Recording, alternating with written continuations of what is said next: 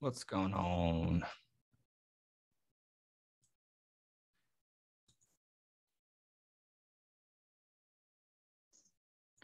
What up? What's up? How's it going? Turn your camera on. Show your face. Oh, I thought it was. All good. There There he it is. Let me just do a couple things real quick. Do that. Do that. All right. Hope everybody's doing well. Welcome to anyone new, and welcome back to the regulars that always show up, and anyone that's watching later. I just got off a Express online boot camp. Some of the guys are in here now. And before that, last week, I did Art of Cool. So I've been going through it and I've been asking myself, because I like to come up with the lessons as to what we're going to do on CloseHerSchool from what's going on in real life. What are guys working on? What's the feedback? What have we been talking about? However, I think there's something more important, and I would love to get to that. So what is it? I want to talk about the waypoints. What are the waypoints? The waypoints are the things in every set that you want to go well that you're going to have to get to. Every set, every interaction that you go through, whether you're going for practice, right? You're doing your social game, you're going from A1 to A3, or the girl is worthy. You've gone through the process of creating attraction. You've gone through the process of getting her to invest in qualification. You've gone through the process of doing comfort, and you've gone through the process of seduction. So whether you're going through social game or trying to go from meet to close, there are waypoints that need to be met, objectives, right?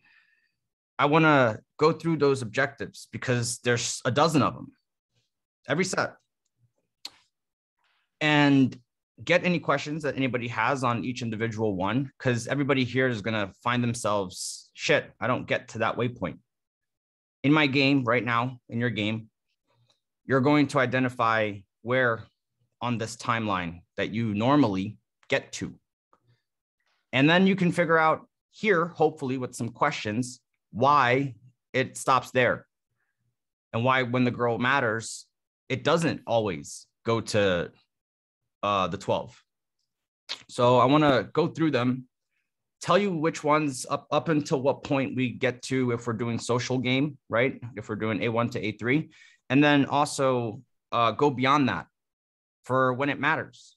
Because I hate to say like, oh, yes, we got to be process dependent and not outcome dependent. And that's true.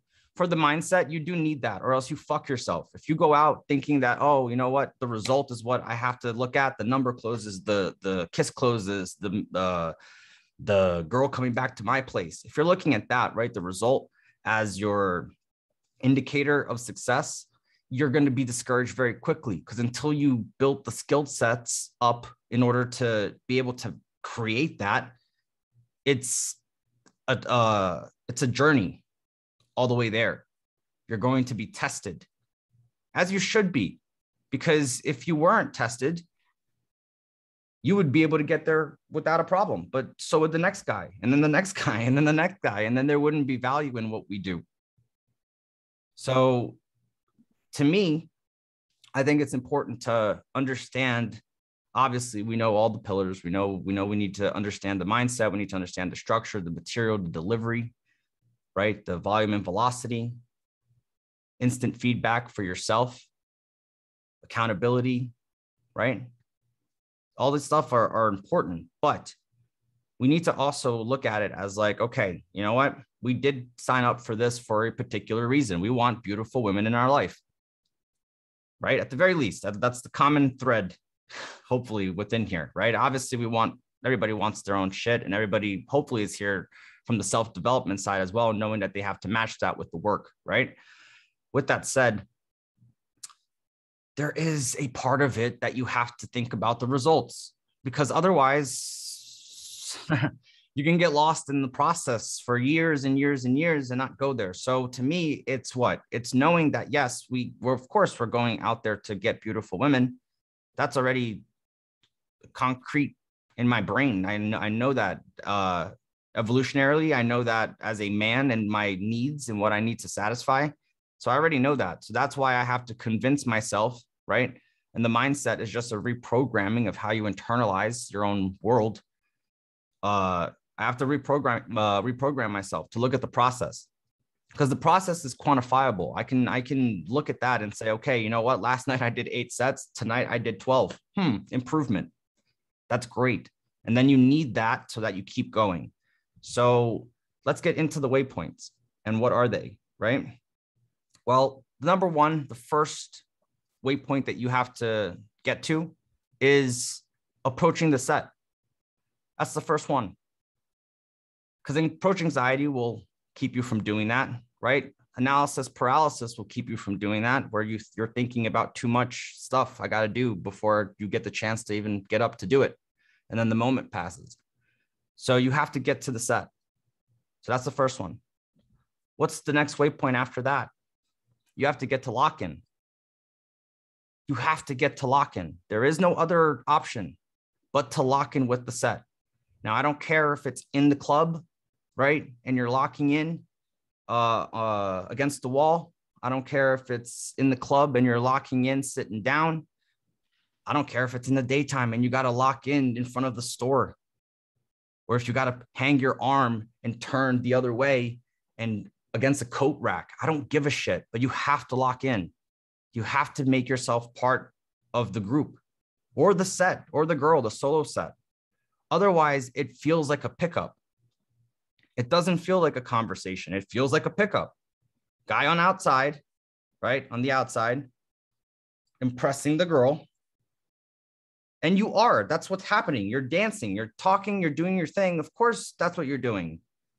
Obviously, we're masquerading it, right? With as little interest as we can, as indirect as we can, sure. But at the end of the day, you are still doing that. So you have to be able to make the feeling to her, right? The feeling she gets from it, feel right. It has to be the right feeling. What's the right feeling? I met a guy spontaneously and he didn't creep me out. In fact, he impressed me. You start there, she's gonna see you again. You start at that point. If that's the equal sign of your work, she's gonna want to see you again, at the very least. So you have to get to that point where you lock in, because you got to make yourself part of the group or the set. Now, how do you lock in, right? You can ask that question. Every scenario is going to be different, right? There's no rule to lock in. The rule is to lock in. There's no like, oh, do I lean against the wall? Do I, grab a seat and pull it up, even if there's no chairs? Like you deal with it. You lock in, you figure it out. If there's seats, you grab a seat. If there isn't, you can't grab one. So what do? You might take her, spin her, and then grab her seat and then laugh like a little boy. Like, haha, you just fell for that. Right? Or if there's no seats and you don't feel like that's feasible, like, oh shit, surely I can't spin her and take the seat. Then what do? You can sit on the arm of the chair. You can lean against the wall and have them turn to you, whatever it takes. But you have to lock in every set. You can't go 40 minutes into a set not locking in and expect it to go anywhere. It won't. They can enjoy it. It'll be exactly what the moment is. A guy with routine in a 40-minute set. But if you were to just stand there and keep that going, I mean, chances are you're going to lose the set along the way, realistically. But if it did go that way, it would do no service to you for the rest of the venue, because it just looks like a guy that was hanging around 40 minutes trying to chat these girls up. So you got to lock in and make it look awesome. Locking in makes your game way easier. Once you're part of the group, it's way easier to open more sets. And the earlier you get to lock in, as soon as you get to the venue, the better. So that's phase 2. The next one, A3. You have to get to A3. Otherwise, you won't know what kind of investment you're going to get back, what kind of work has been done by you. Is she attracted? Is she not? Does she want to invest? Does she want to really impress you with what she's saying? It's her time to DHV, so you have to allow her to do so. The next one. How do you guys all know each other? If there is more than one person in the group, that has to be asked every set. Because if it's a mixed set, you have to find out if the guy is the boyfriend, the cousin, the brother. And if it's not, if it's an all-girl set, you have to find out how do they know each other. Because then you can use that for further simulation of familiarity. If I know that my target met both obstacles while they were in college, and they've been friends ever since, and they're roommates now, and two of them work together, but the other one doesn't because she's doing something else. If I get this detail, I can use it later. How can I use it later? I can recall it. So if the other girl, let's say both of them are nurses and the other one works at a bank, I can say, I'm getting another round of drinks. Can the bank finance it? The bank can't finance it? Okay, I thought not. Okay, I'll have to pay for it then. I can use it for stuff. It makes it seem like we've known each other longer. Because I know she works at the bank. I make fun of it. I joke around. Right? And if it's the guy, I can say something like, oh, I'm not gonna even mess with this guy here. He's been dating this girl 12 years. Who dates somebody for 12 years? Like, I'm not messing with him. He's a psychopath. I could say that, right? And because I know information. And unless you ask, how do you guys all know each other? It doesn't feel to them like you're part of the group. You know who they tell information like that to? People that they know. If you don't force it out of them, and a lot of game, right, is setting up like booby traps. It's like setting up, like I always say, the illusion of interactivity. They think they're interacting, but really they're just running your script. You know exactly what's coming because you're eliciting it. Like if I say something like, if a girl asks me, what's my name? And I say, had I been born a girl, my name would have been Ashley. Do you know what your guy name would have been? And she says, no. I already know George is coming. I already know right after she's going to say, oh no, George is such an ugly name. I already know all this. This is repetitive. It's literally like 9 times out of 10, it runs exactly how I just said it, and every once in a while there's some variation. But I can expect certain behaviors. I can elicit certain reactions. I can do what I want. I'm an artist. I can, it's all there for me. And that's why you have to get that information, because the more information you can get out of your set without appearing like you're trying to get information, right? Without it being like, where do you guys work? All these things like that. Like asking something, how do you guys all know each other? Just buffers everything. Let them talk. Let them go off. You've just done your bit. You're past qualification now. Now it's worth it. You've gotten to know the girl a bit. Got to get to know her friends. Do you want to ask this before? You can do your captivator and then say, how do you guys all know each other? And then get into the qualifier. Sure. That's one way to do it. You can. I won't say that you can't.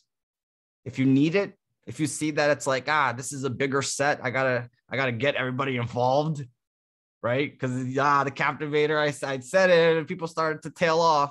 Then you can say, how do you guys all know each other? And then it kind of brings everybody back. Yeah, it's like a Hail Mary to save the set if your captivation routine didn't hit. Sure, and it works. It definitely works.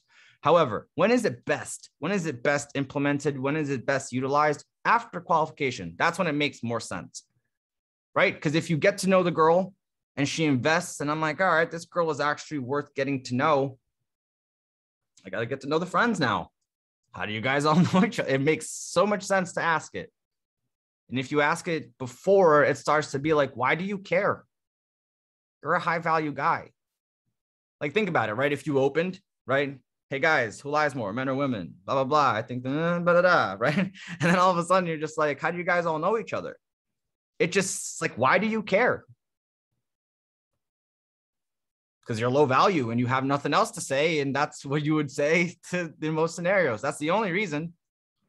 You have nothing else better to say because you have no reason to care for who they are or how they know each other. If you're a high value guy, especially,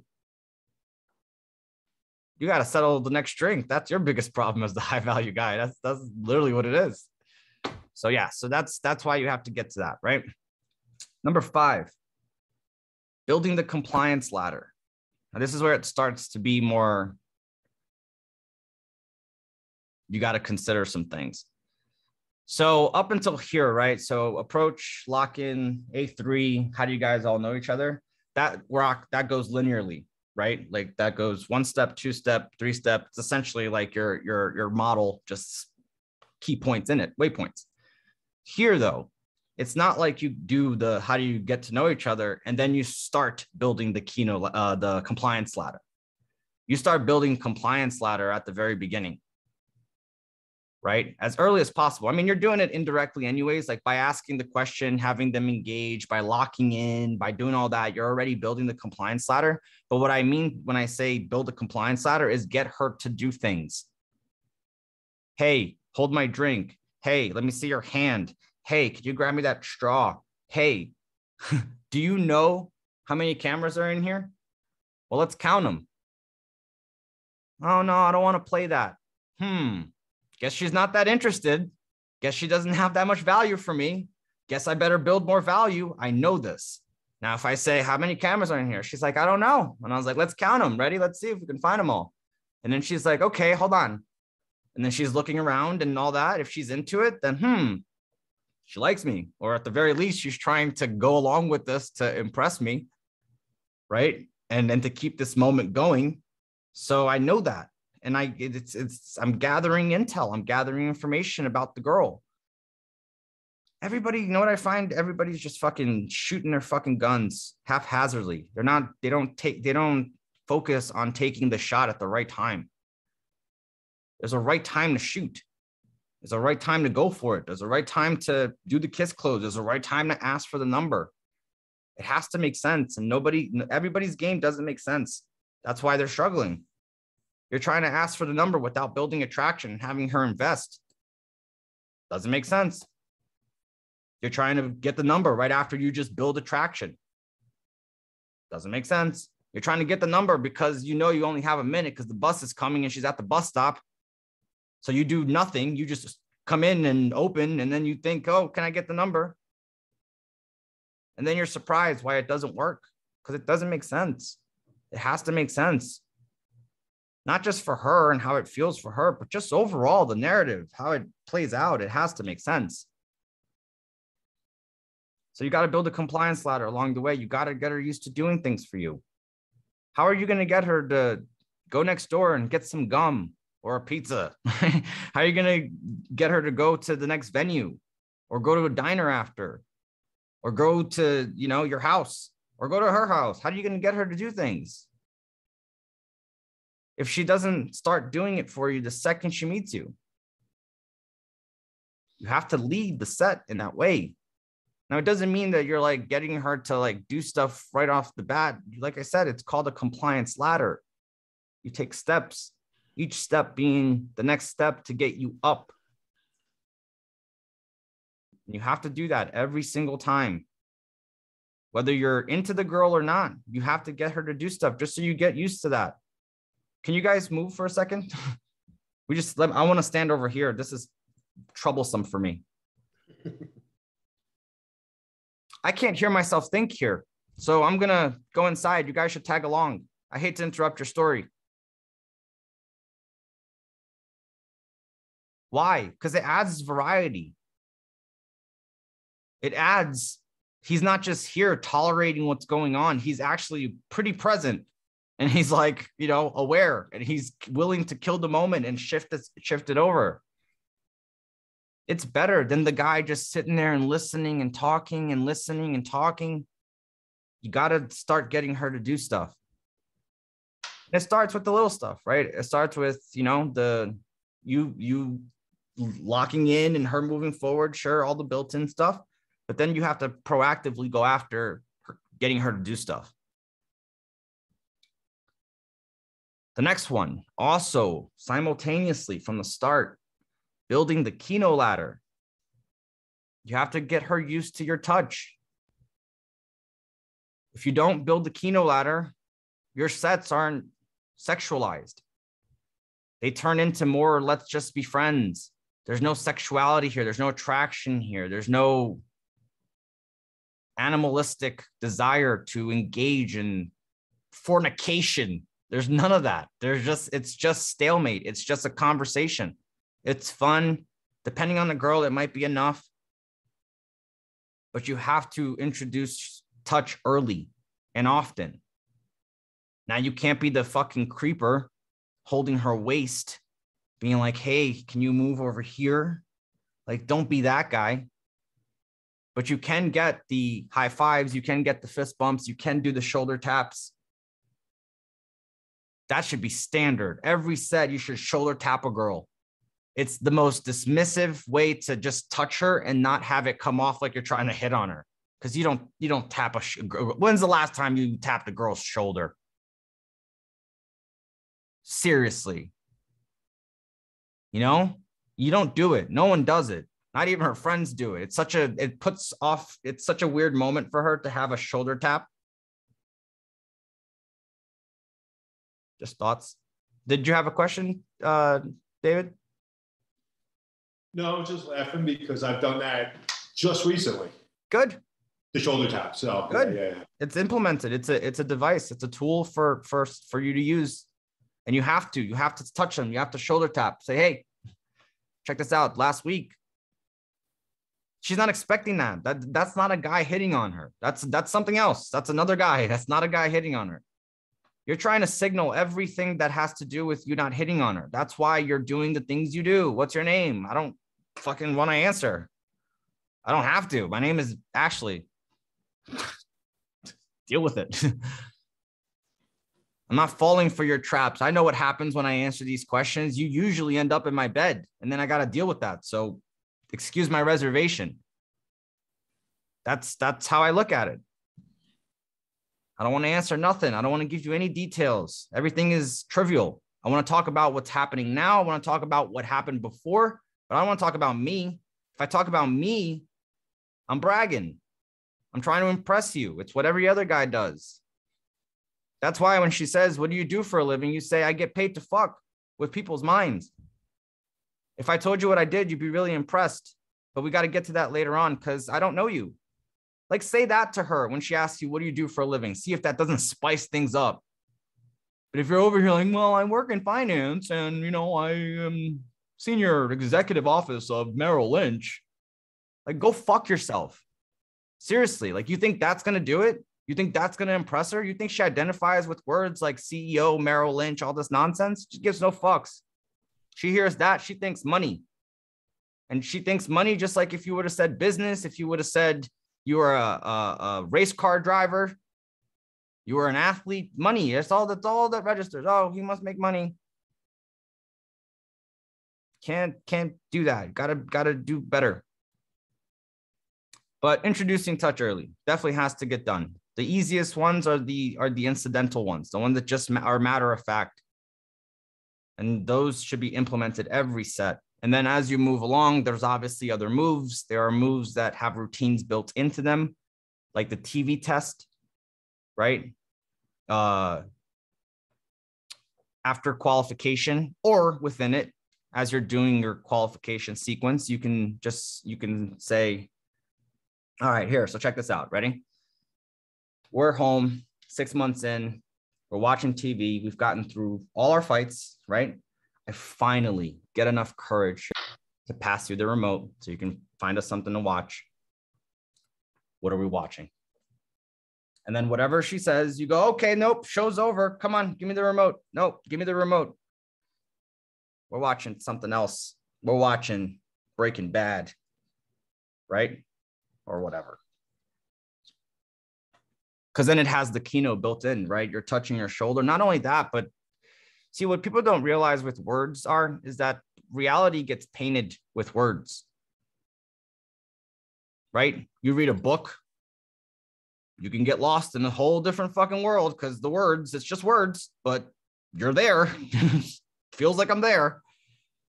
And that can happen in real life when you speak. Imagine that. Imagine taking her on an adventure, or imagine simulating certain things before they even happen.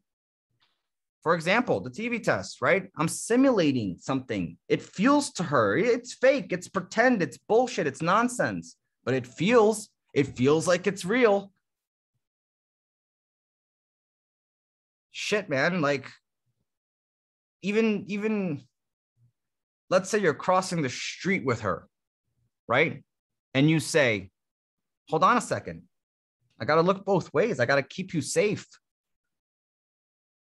You're precious cargo now. I got to be mindful of that. So yeah, I got to look both ways. Here's how I look at it, right? Imagine if we just met tonight, which we did, but imagine if we just met tonight under a different circumstance. Imagine that my mother and your mother know each other, but we've never met. So my mother is spending Christmas now at your mother's house. Your mother invited her. I came along with my family. We just met. Our mothers come together and realize, shit, there's no more ice, right? Now we got to go get ice. Wem, can you go get ice? Kathy, well, in this case, let's do what I usually do. Wem, can you go get ice? George, can you go with them? All right, fine. Kathy, can you go with them? Now we're off getting ice. You don't think my first concern is to keep you safe so that I can bring you back home to your mother? Of course, that's my first concern. What would your mother think if I walked in the house and you weren't with me anymore? Oh yeah, I have no idea where she is. No. So yeah, precious cargo. I got to keep you safe. As we're going to the next venue, you just painted a picture of what happens. Christmas Day. My qualification question, one of them is, what is your family's, does your family have any weird holiday traditions? Like, do they do anything weird for the holidays? Why do I ask that as one of my qualification questions? Because that's something I'm going to ask her Christmas Day before we get to her house. She invited me to come over. Hey, you got to meet my parents. All right, cool. Is there any like weird Christmas traditions that I should know about? And then she can relay the information to me, which is, yeah, well, my dad, he usually takes out his violin for the second half of the night, and he'll do Christmas songs for like about an hour. It's kind of weird, but just let him do his thing. Like, all right, fair enough. Now, do I want to find that out the day of Christmas Day when we're going? I don't know. I might not even get to that. I'd rather find that out tonight. I just met her, because then it simulates like all the feelings that she could get from a relationship, all the feelings that she could get from being with somebody, all those feelings as quick as possible. The quicker she feels like my girlfriend, the quicker she becomes it. That's a quote. That's a quote. That's definitely a quote. I like taking quotes from things I say, not just like thinking them or taking someone else's shit. It's like, I like to, as I talk, I go, that's a quote, as it should be. But yeah, for sure. That's exactly it. The quicker she feels like your girlfriend, the quicker she becomes it. So keep that in mind. And that's why you do the Kino ladder, right? You got to get her familiar. You wouldn't touch a girl you don't know, obviously. You wouldn't shoulder tap some stranger, but you would. You do. You do. Not you would. You do. Every set now. But that's what it is. You're simulating familiarity. Okay, the next waypoint, number 7, is exchanging the contact. Every set, you gotta get the contact number, right? When it matters. Now, here we go. Here's when it starts to be only for the sets that matter. Because up until here, you can do this with every set, right? The open, lock-in, A3, how do you guys all know each other? Building a compliance ladder, building a Kino ladder. Those 6 you can do with every set, right? The high fives, the shoulder taps, all the way up until A3, right? Technically. But you're also doing it if the set matters beyond A3. And then if the set matters beyond A3, you're also have to exchange the contact. I don't advise anybody here ever get the number if for a girl you don't care to get the number just because it's practice. It's not worth it. It's not worth it. You're not getting any feedback from a girl that wants to give you the number. So what's the point of doing it? And if she's not someone that you're interested in, makes no sense. However, if she is somebody that's worthy, how do you get the number? Well, hopefully by now you're not asking girls for their number. You're not saying, hey, can I get your number? Should we exchange contact information? Is that a good idea? Hopefully you're not doing that, right? And if you're wondering what you should be doing because that's what you're doing, then you should consider never asking again for the number. I never ask for the number. I don't care. I don't care to have your number at all. What I will ask is if you have a creative way of keeping this alive. What do you think we should do? Because I'm not bothered. I don't care. One way or the other, there's other women in my life, first of all. I have the ability to go get more women. So why do I care about this at all? I don't. I know there's better. I've experienced it. So why would I care at all? I don't. Yeah, we had a great interaction, but I'm accustomed to that. I'm used to having great interactions with beautiful women. This is nothing new. So I still don't care about the number.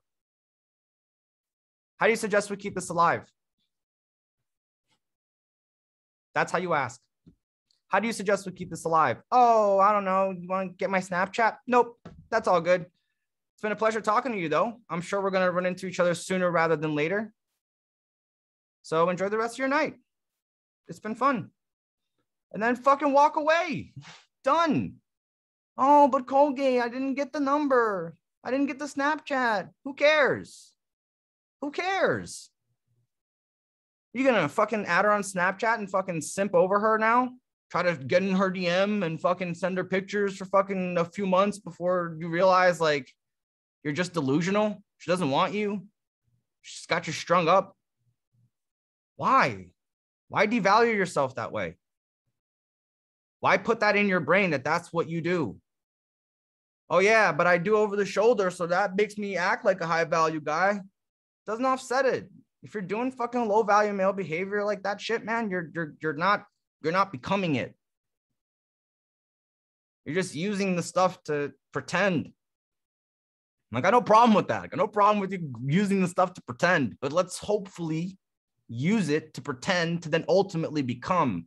I don't believe, like, no pickup has you convinced that you can fake it till you make it, but you can't. Just make it. Work it till you make it. You can become it, right? You can become it before you are. You can tell yourself, you know, I'm the fucking master pickup artist. Everybody's into me.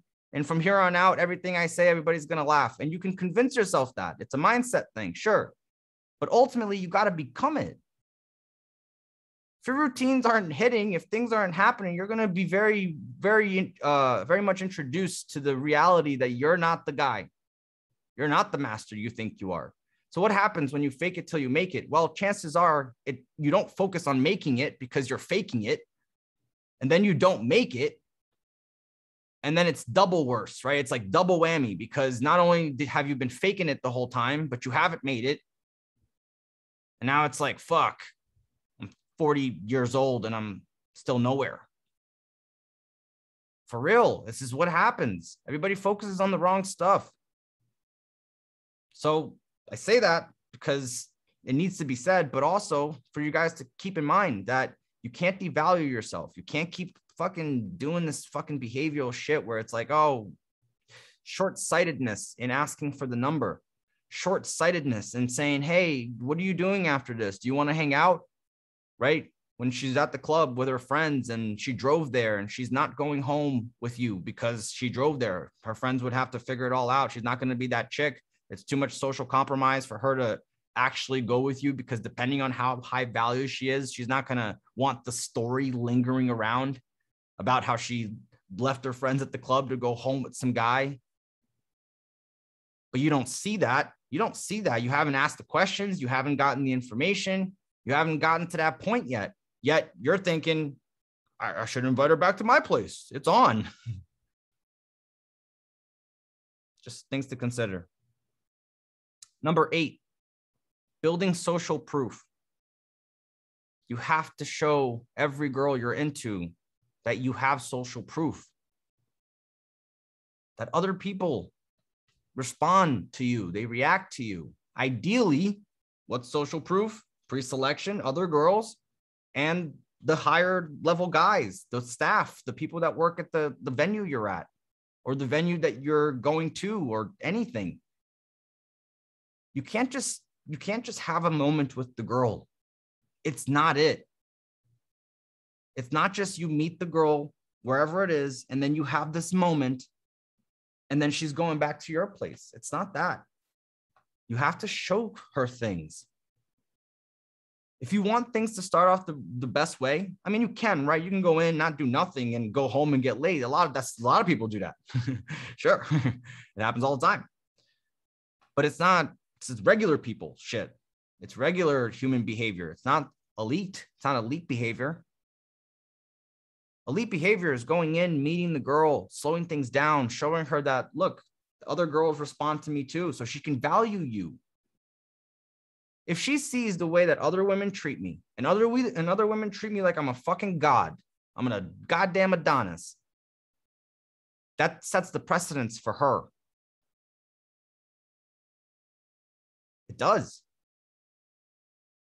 That's one advantage for dating a porn star, is that I get to tell every girl that in my life from here on out, I've dated a porn star. And they're like, shit, sexually, he's expecting something. And then they try to meet that. And it's fantastic to see effort and compliance and girls going out of their way to try to please me. It's why I got in the fucking game, and make no mistake about it. I'm not going to sit here and bullshit that. Wanted to be desired. Wanted girls to go out of their way and be happy doing it. Got to show her. You have to show her. How do other men treat you? Do they just bitch you around? When you go to walk up to the front of the club with her, does the bouncer tell you to step aside real quick? Okay, man, could you step aside real quick? And you're like, okay, yeah, my bad, sorry. Great fucking start. You think you get that kind of time with a hot girl? You think if a hot girl's there, she's hanging out, she's looking all fucking hot, she's holding her purse, usually in front of her, and then she's like watching this happen, you think that's making you more attractive? It's not. It's lowering your value, especially depending on if you've convinced her, if you've been enough up until that point, right? Material's good, everything is rocking. But then she sees that.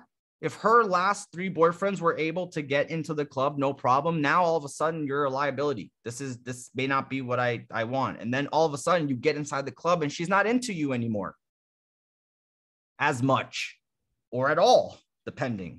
And then you're wondering, I wonder what happened on the way here.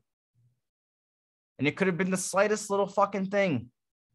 It could have been the fact that you're in the Uber going to the next club and the fucking Uber driver's talking the whole time. And he's just making the girl laugh because he's got jokes and all this shit.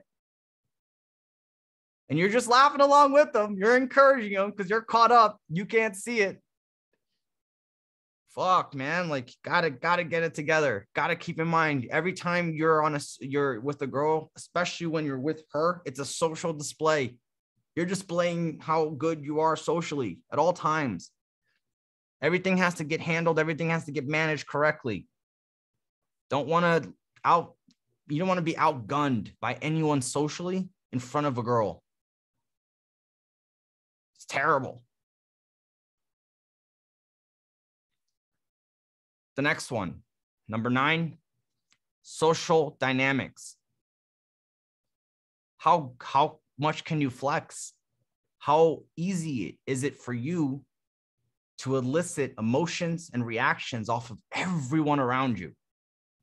Because it's one thing to engage with them. It's one thing to engage with the bartender and engage with the hired gun and engage with the bouncer, engage with the club owner that passes by and show the girl, right, that you're socially proof. People respond to you. Cool.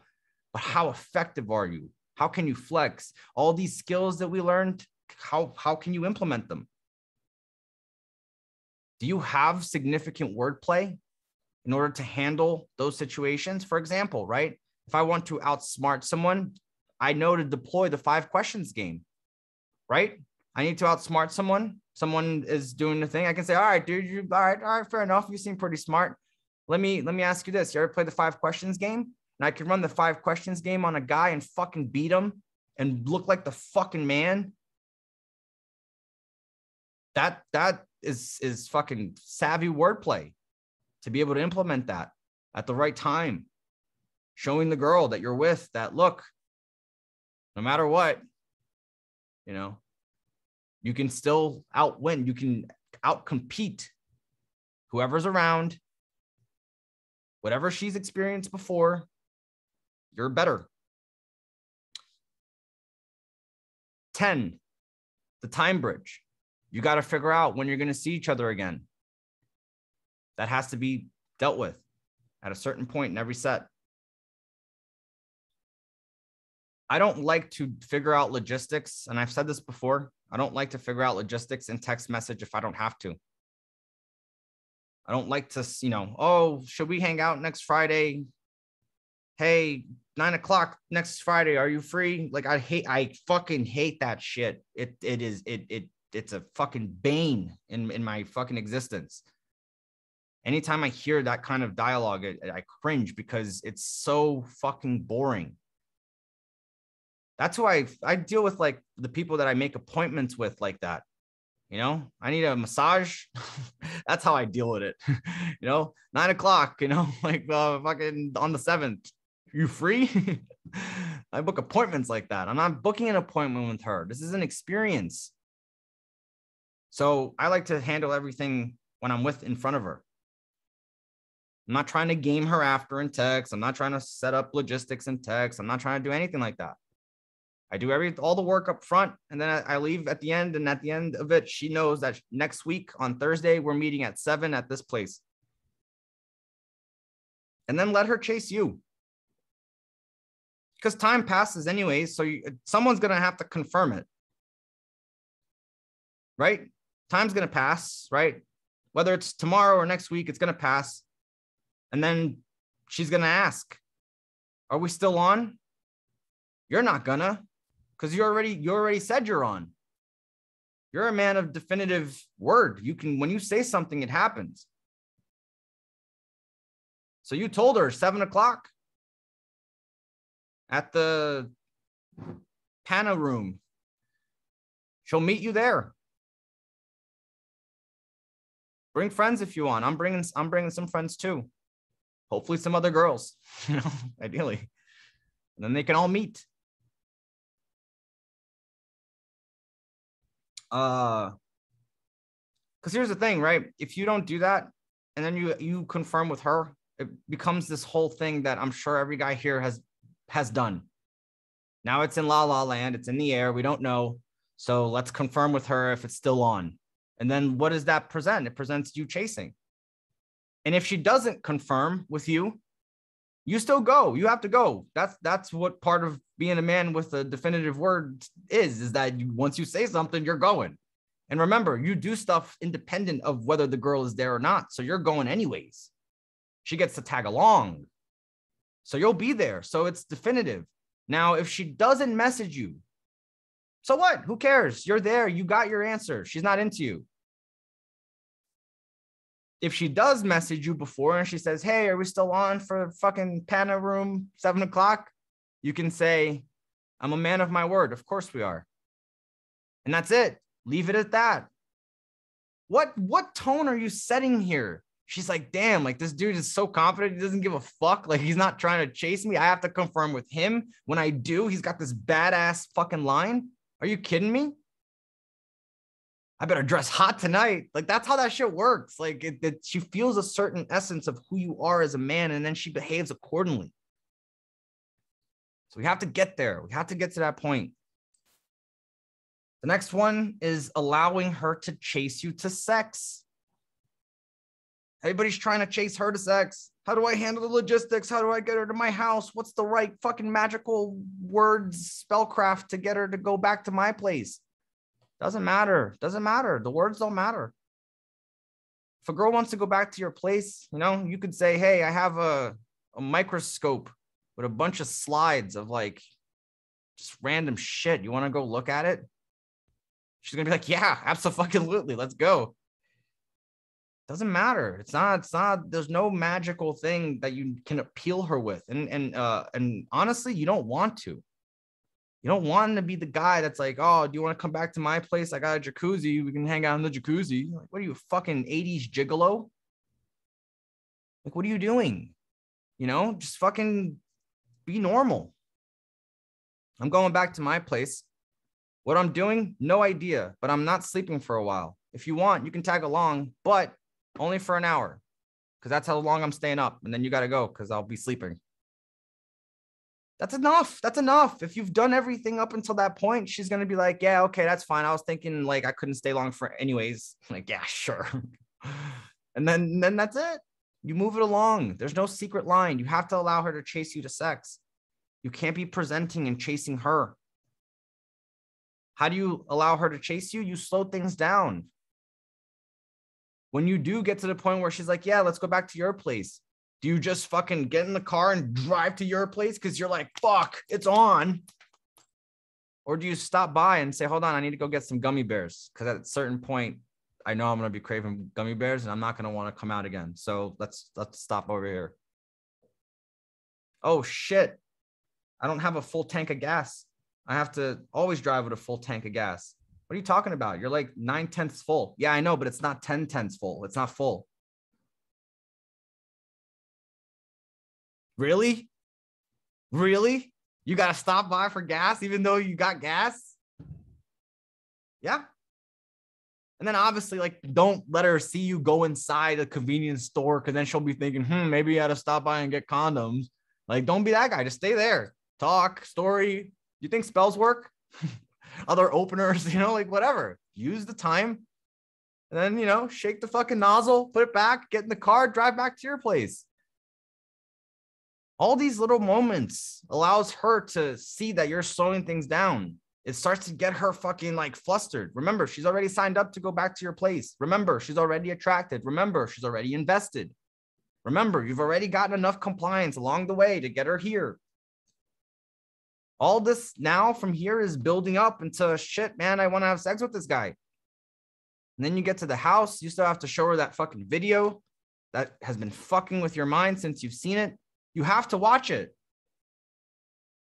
Oh, I was just thinking we could just put a movie on. We will, right after you watch this video. Slow everything down. Just a thought. And then the next one is the escalation to sex. We slow things down until now it's time to take it up to, where we have to go to start the sexual relationship. Because we can't let her lead us into sex. It's not lead us into sex. It's chase us into sex. And then we have to escalate into sex because we have to take charge as well. So that's it. Those are the waypoints in every set, every successful set that you'll do.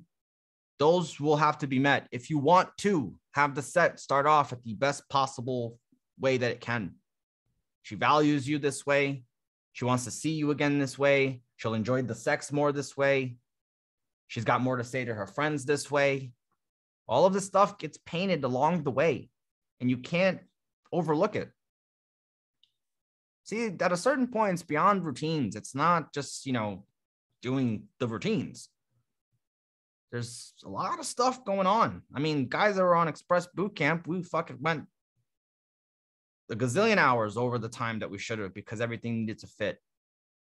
Like yesterday, we ended up like 7:30, supposed to end at 2 o'clock. That was just Sunday. So like, I get it. There needs to be a comprehensive, detailed understanding of what to do. And I get it. But understand that there are objectives to be met and there are certain things that you have to get to. And you can't just be like, oh, process, blah, blah, blah. It's a balance. The reason you can't tell a guy, hey, man, make it about the fucking results is because he'll go fucking crazy. He'll go crazy thinking like, shit, my value comes from how much I get laid.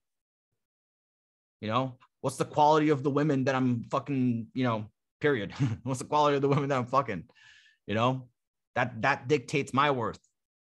And then that sets him up for detrimental shit along the way. So you got to tell the guy, hey man, it's about the process, not the goal, but it's a balance. It is sort of about the goals as well. So that's my spiel on reaching the waypoints. Let's open it up to questions as far as about this first. If anybody has questions on any of this, and then we can ask anything beyond this. That way it stays somewhat centralized and we're not just jumping back and forth. Yeah. First, I think the waypoint concept is really good because in years past, I would have an issue of where everything went wrong, like why it stopped at that point. And I could never figure out, going over and over. But right now I could see it, well, at this level, I'm getting stopped. I'm getting to this, 1, 2, 3, but boom, I'm having a hard point at like number 4, for example. So I think this is like a really good setup as far as, the thinking process of going through, because as I said, in years past, it was like, what went wrong? Right. So, and also be mindful, just like most feedback that comes from me, the problem is not at the current stage that you're at, it's in the one before. So if you're saying right here, oh, I don't get I don't get to the 4th stage. Well, that's because your 3rd stage needs work. Right. And then if you can't get to the 3rd stage, it's because your 2nd stage needs work. You're probably not locking in, making yourself part of the group. So why would she invest as much? So it all has to make sense. But all right, good to know. What up, Kobe? Yeah, what's up, dude? So, question around compliance ladder. So, how is there like a minimum number you reach for, or is it like just keep throwing compliance tests as the night goes on until the night's over with? Here's the thing, right? I know I need less compliance tests based on how much compliance I get from every test. Right? If I get her to hold my drink and she's like, yeah, I'll hold anything for you. Like, all right, well, then let's move things along a little quicker, right? As far as the compliance ladder, right? Now I can say, oh, so you'd do anything for me? And she's like, yeah, within reason. I was like, so you'd give me a massage right now? And then she's like, yeah. All right, massage it up, girl. Let's see what you got. And now I'm getting a massage, right? Which is a further keynote thing, but I have it like that. And then if she says, oh, no, I wouldn't give you a massage, then I'm like, okay, she's just talking compliance. She's not acting compliance. So, okay, back to the, let me see your hand, high five, good stuff, that kind of shit, and then build it up again. But yeah, like I'm getting feedback every time I get her to do something, right? Every time there's a compliance test, she's giving me feedback. How much will she do it? Same thing with the keynote ladder, right? Every time I ask her, hey, oh, stop it. Come here now. Come here. And then I hug her and I go, 1, they say you should never let go at the same time. So they say you should never be the first to let go. So let's let go at the same time. Ready? 1, 2, 3, right? And let's say she doesn't move. She doesn't try to get out on the 2, that whole gambit, right? If she's not doing that, I have it more. But if I say 2, right? 1, 2, and at 2, she tries to get out, right? Because she's expecting the 3, then I can roll off and say, all right, that's all you get. And now I know, like, okay, I don't have it as much. And you're gauging that. That's why it's compliance. It's her compliance. It's a measurable, palpable thing. It's there or not. You have to measure that. Every set's going to be different, but that's how you do it. You build it slowly and surely. Let me see your hand. You have to get her used to it. You can't just, not get her to do nothing and then say, hey, open your legs for me. Like it doesn't work. You have to go sequentially through a process that eases her into building that compliance. And remember, every time you do a compliance or a keynote move, the power of it is in the roll-off, is in releasing it. So the hug is in releasing, not the hug. The hug does nothing for you. Nothing for you. The release is what gets all the job done. Because the release is when she's like, he was hugging me, and before I got uncomfortable, he let go of me. I wonder if you did more, if that would be okay with that. And then you do more, and then she's okay with that, because you're literally repeating the same, you're rinse and repeating the same cycle, right? I do a move, I roll off. I do a move, I roll off. Before you get uncomfortable, I exit. Before you get uncomfortable, I exit. Well, if that keeps happening, then I could probably assume if I get uncomfortable, he'd probably back off as well. Because he backs off even when I am not uncomfortable. So if I get uncomfortable, chances are, based off logic, that is pretty 1 + 1 = 2. And I can calculate that much. It works out that way. I can infer that. So, if I can infer that, I'm probably a bit more comfortable with things moving a little faster.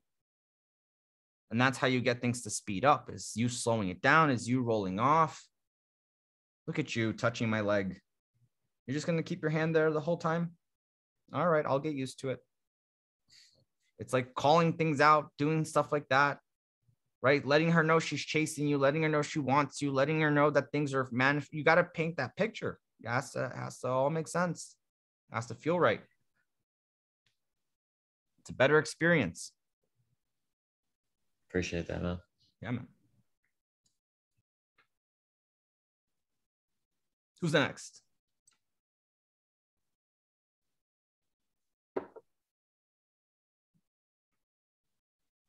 And you can just ask random questions if you want. I wanted to keep it more within the scope, if not, but go ahead.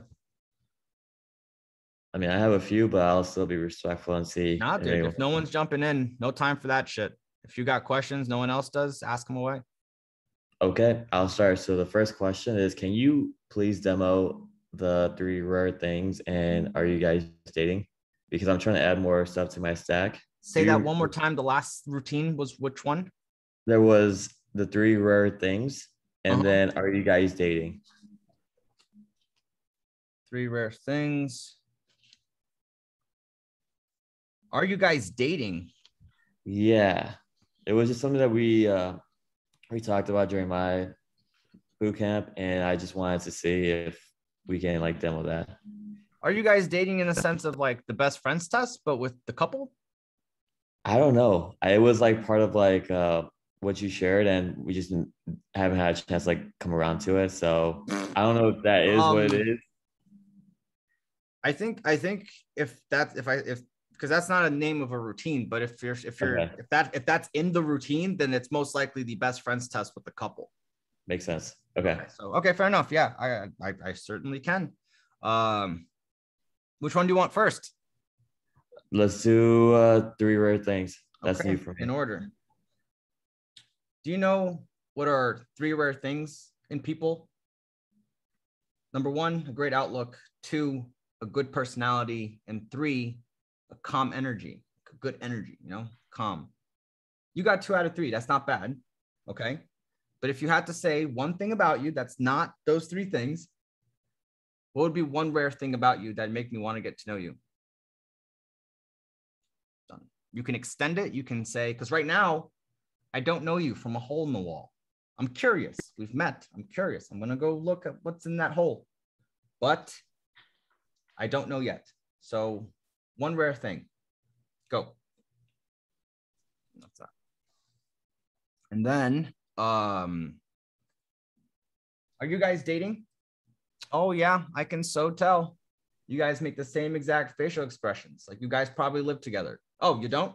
Well, do you guys use the same shampoo? See, doesn't even matter. The fact that you guys looked at each other, same facial expressions, you guys are dating. You can tell that from afar.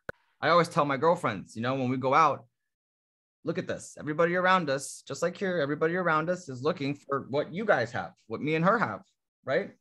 So yeah, appreciate what you guys have. You seem like you're a cool dude. So I'm going to tell her that if you don't take care of him, I'm going to find him a girl that does. And I usually look at the guy and like, let him know that like I'm just fucking around. And obviously I'm just trying to help his cause and make him look good. And then that's that. Dude, I love it. I can't wait to try these out. Thank you. You got it. Wim. Yeah. Okay. I'm sitting at the bar. Girls, you hear I stand up. What's the proper over the shoulder? Hold a drink, do the talking. Hey guys. You're not over the shoulder there. What? You're not over the shoulder there. What's up like this? Yeah. Over the shoulder? Oh yeah, that's it. Look at that. That looks so much better. That looks like a guy that's not interested in the girls. Because I was probably doing too much this over the shoulder. Absolutely. And then not only that, but then you have to assume that unless you've gotten your feet work done and conditioned, right. That as soon as they engage a bit, you're turning a little bit more, because polite manners tells you that you should face people when you talk to them. So if you start here, right, and then as you engage, you turn even the slightest, even the most minute little thing, you're already doing too much. I personally have suggested that you should go behind the back. That's even better. That's even better. Like, dude, your guys aren't even worthy of me turning around yet. Okay. That's so much better. And then you can turn to over the shoulder, right? Because then it looks better. And then it looks like, here's the fucked up part of why I love it. To the next set that's looking at this, it looks like you got bothered. Right. Other people can see around and if someone's watching that, it doesn't look like I turned around and I'm talking to the girls. It looks like I got bothered. Okay, so I've been starting too much like this instead of face your. Hey look at the direction of the points of the tippy toes of your feet. Your feet can't face them. Yes. Okay. Okay. If your feet is facing away from them and then you turn your neck, that's the right move. Okay. Because I get that the way you first started face on, your feet is still technically facing away from them, but this here isn't enough. So the idea is to face the opposite way. So if they're here, I'm going to face that way. I'm going to legit make like a fucking 45-degree angle on where they are and just position my body here so that I can do that. At the very least, right? At the very least, this is over the shoulder. Chest is facing away from the group, facing them. Your chest and your feet should be outbound, away from them, because that's what shows them that you're not turning to them. But you're not wrong in having the misconception of this being over the shoulder, because that's what everybody thinks it is. This is over the shoulder. And it can be, right? So here, when can it be that? It can be that if you're in line, right? Like if I'm in line, for example, like if I'm waiting and like there's a girl here, I can say this over the shoulder. I don't have to necessarily position myself that way. But there's actually a lot of instances of on the line where you have opportunities. Mm-hmm. And I always wondered that also about the over the shoulder situation. Yes. So let me break this down a bit. If you're in line, well, if you're in front of her, you're already over the shoulder here, done. But what if you're behind her? Yeah. Well, I guess you can't open. No, I'm kidding. Of course you can. So what you do is you do this. You go, question for you guys, Brad Pitt or Angelina? We just got asked that right over there and I can't figure it out. And then you just stay over the shoulder. You point to where you're coming from. You can say, you guys ever been to that club right there?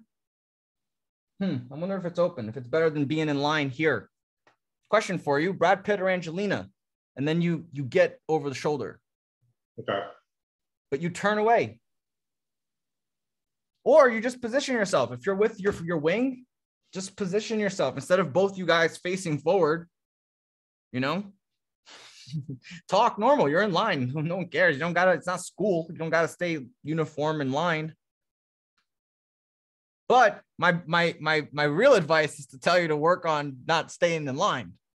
Because if you're saying there's a lot of occurrences of you staying in line, I'm going to tell you that you need to start working on how to get into this place faster. Right. All it takes is an email, by the way. Because I'll expand on my own shit since you guys won't ask the questions, because you should be asking, well, how do we do that? But okay, since no one will ask it, I'll tell you. How do you do it? Well, you send an email out and you say, hey, this is, David's assistant. You don't say your last name. You just say, your first name. This is David's assistant. Mr. Keller wanted me to confirm that there'd be no issues with the door tonight. And if so, what would be ways to facilitate it? They know that you're a nobody and that none of that matters. They don't care. It's not about that. It's just a formality of you sending the email, being seen, being known, putting your name out there for the staff.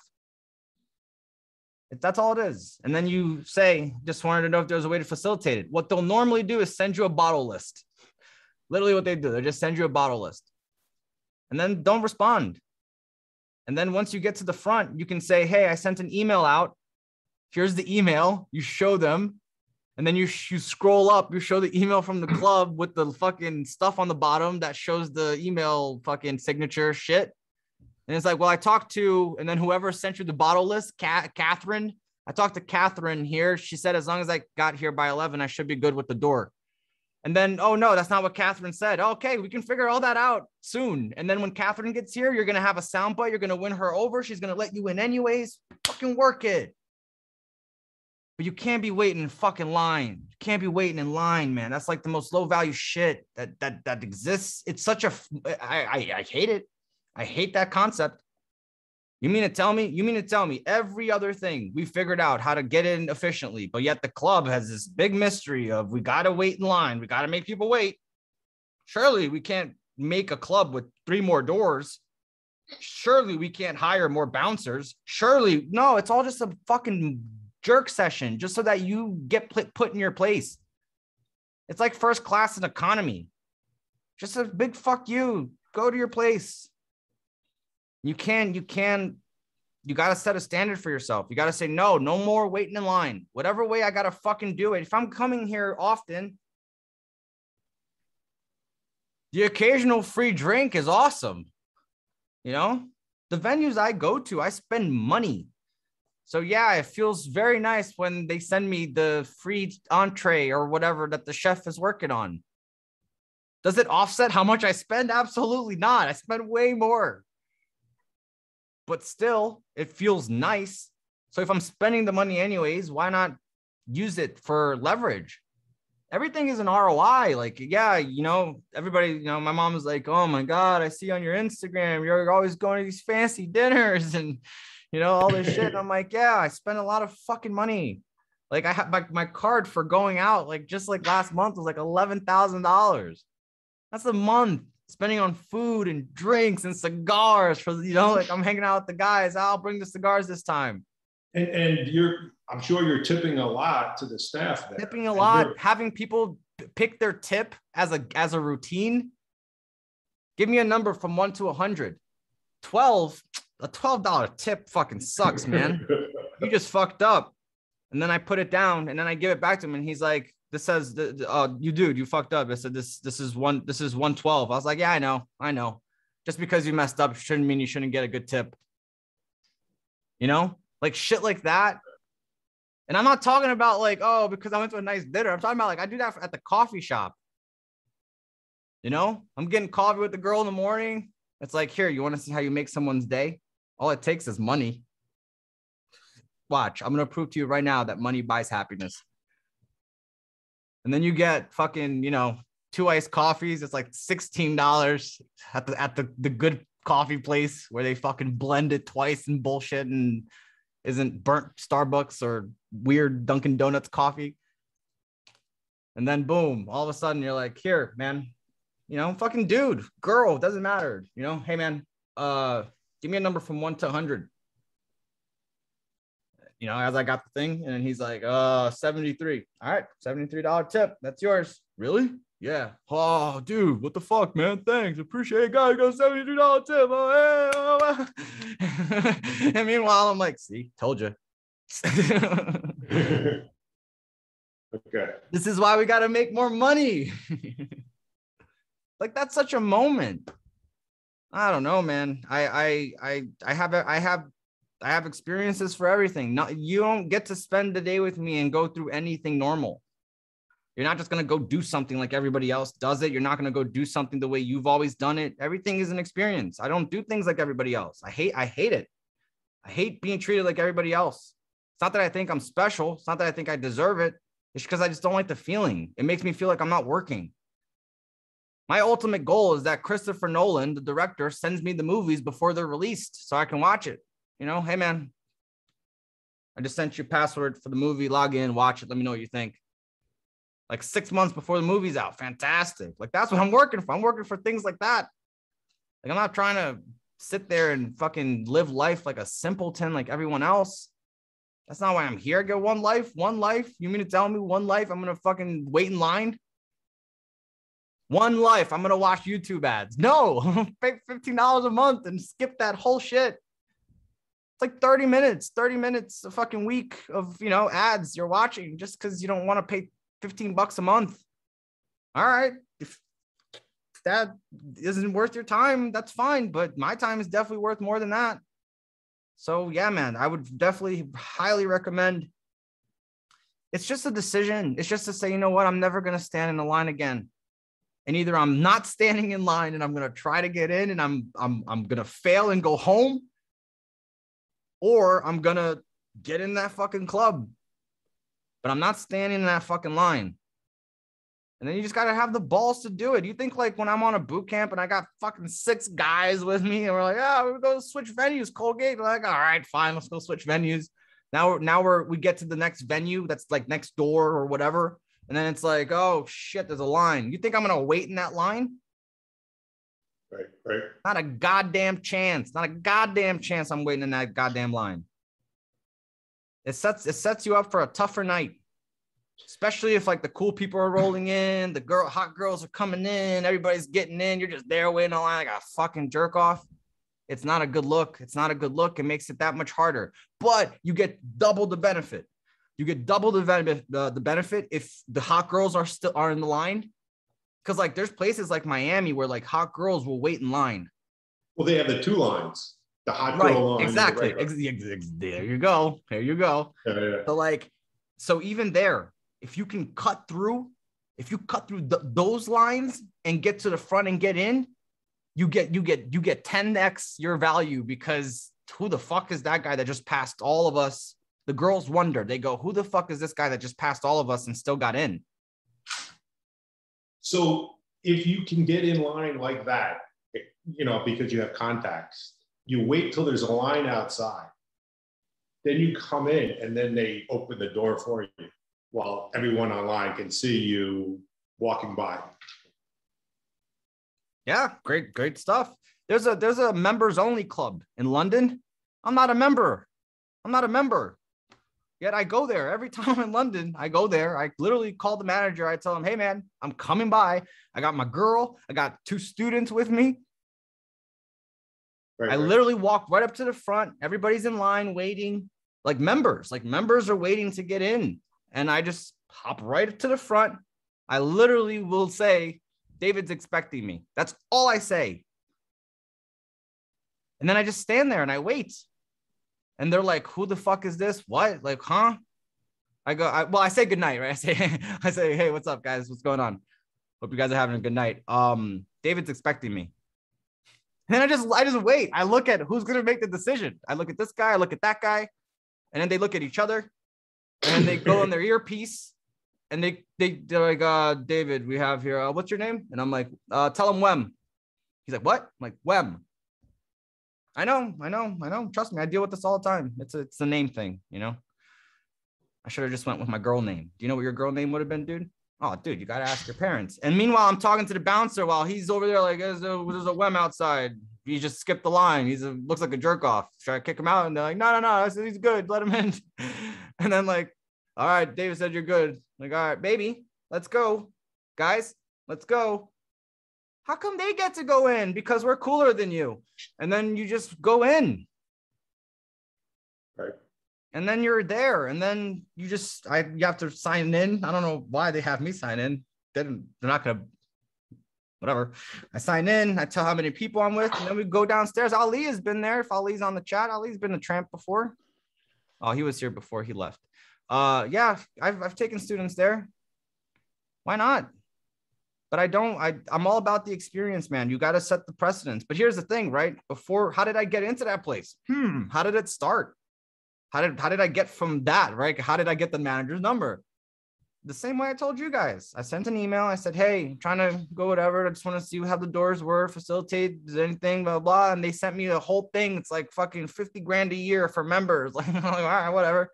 As soon as I get there, you know, oh, I got an email that said I should be good. And then they're like, oh no, this email is whatever for the membership. You got to be a member. I got to be a member, but I got my girl here, man. Like, surely you got to let me at least see if your club's good enough. If I was in LA, they'd let me experience the club to see if I'm going to pay 50 grand for a membership.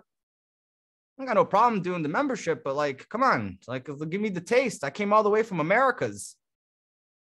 And then he's like, ah, all right. You know, like, all right. He's not weird. Hot girl. Okay, let's go. And then you do that. Now, Colgate, but I don't have the hot girl to come with me. Okay, well, then you got to do it without it. Not saying you can go to that members only club and pull that off, but maybe some other club. Because I've gone to clubs in Toronto where I'm just like, hey, man, I got a cock farm full of guys ready to get in your club. What do we need to do to facilitate this door? Like, I call it out like it is. Like, I got a cock farm. I got 4 students, cock farm of guys, no girls, dude. What do I need to do? Oh, nah, you guys can't come in here, man. That's like too many fucking dudes. Like, did I not say that, my friend? I get it, but I'm in a conundrum. So I'm going to have to grease the wheels of whatever carriage you're carrying so we can get in here. All right, let me see what I can do. And then they fuck off. And then they make you wait a little bit. And then they come back because they got to make sure the camera's where, okay, where's everybody? Okay, all right. So like, you give me $50 a person, I'll let you guys in. All right, done. $250. Let's get it the fuck in. And then we are in. And then I gotta work. Hostess, that bouncer, maybe, whoever, so that the next time I have more of an in to not repeat this. And then I keep working that venue until I fucking know everybody there. And now when I go in, I don't even get ID'd. That's the goal. But you got to work that, man. That's a big area, especially like, look, if you're Armando, if you're 16 years old, no girl's expecting that. It's only a bonus. If Armando comes in, he's like, password, Calypso. Bouncer's like, in. That's gangster as fuck. Some 16-year-old does that shit, gangster as fuck. But like, if he doesn't, no problem. No one's expecting it. But older guys, especially if you want high caliber women, they're gonna expect how do people treat you? What's your lifestyle like? What access do you have? What resources do you have beyond the money? What adventures can you take me on? That's why you work it. And you want to work it now when there's no girls around, when you're working on yourself, because the last thing you want to do is then get the girl and then fuck, now you got to deal with it. No, now I got to figure out the line. So yeah, man, keep that in mind for sure. I don't mean to drive the point home or pick on you, but it's so important to start that off because it plays a role into how the picture gets painted, you know? So yeah, good question. Great rant, but ultimately actionable, right? I appreciate that. Yeah, that's good. Yeah, you should definitely consider like, and here's the thing, if you're inside the club already, because I'm assuming if you're waiting in line, you're getting in, you're still getting in, right? If you're in, it's worth, remember the types of sets that you have to do at the very end, it's the working sets, the people that are working the venue. You want to talk about, I mean, on the Mindset Arena, you said that you were going around doing guy talk, right? Sports, stuff. Why? Yeah. Go talk to the bouncer. Go talk to the manager. Go talk to the hostess. Go talk to the guy bartender. Go talk to the people that work at the venue. The guy standing at the door when it's quiet. All of it. Everybody that works at that venue. The more people that know you, the better chance that when you're in set and someone walks by, they say, hey, man, what's up? And you're like, hey, what's up? And then she's like, holy shit, he knows the bouncer.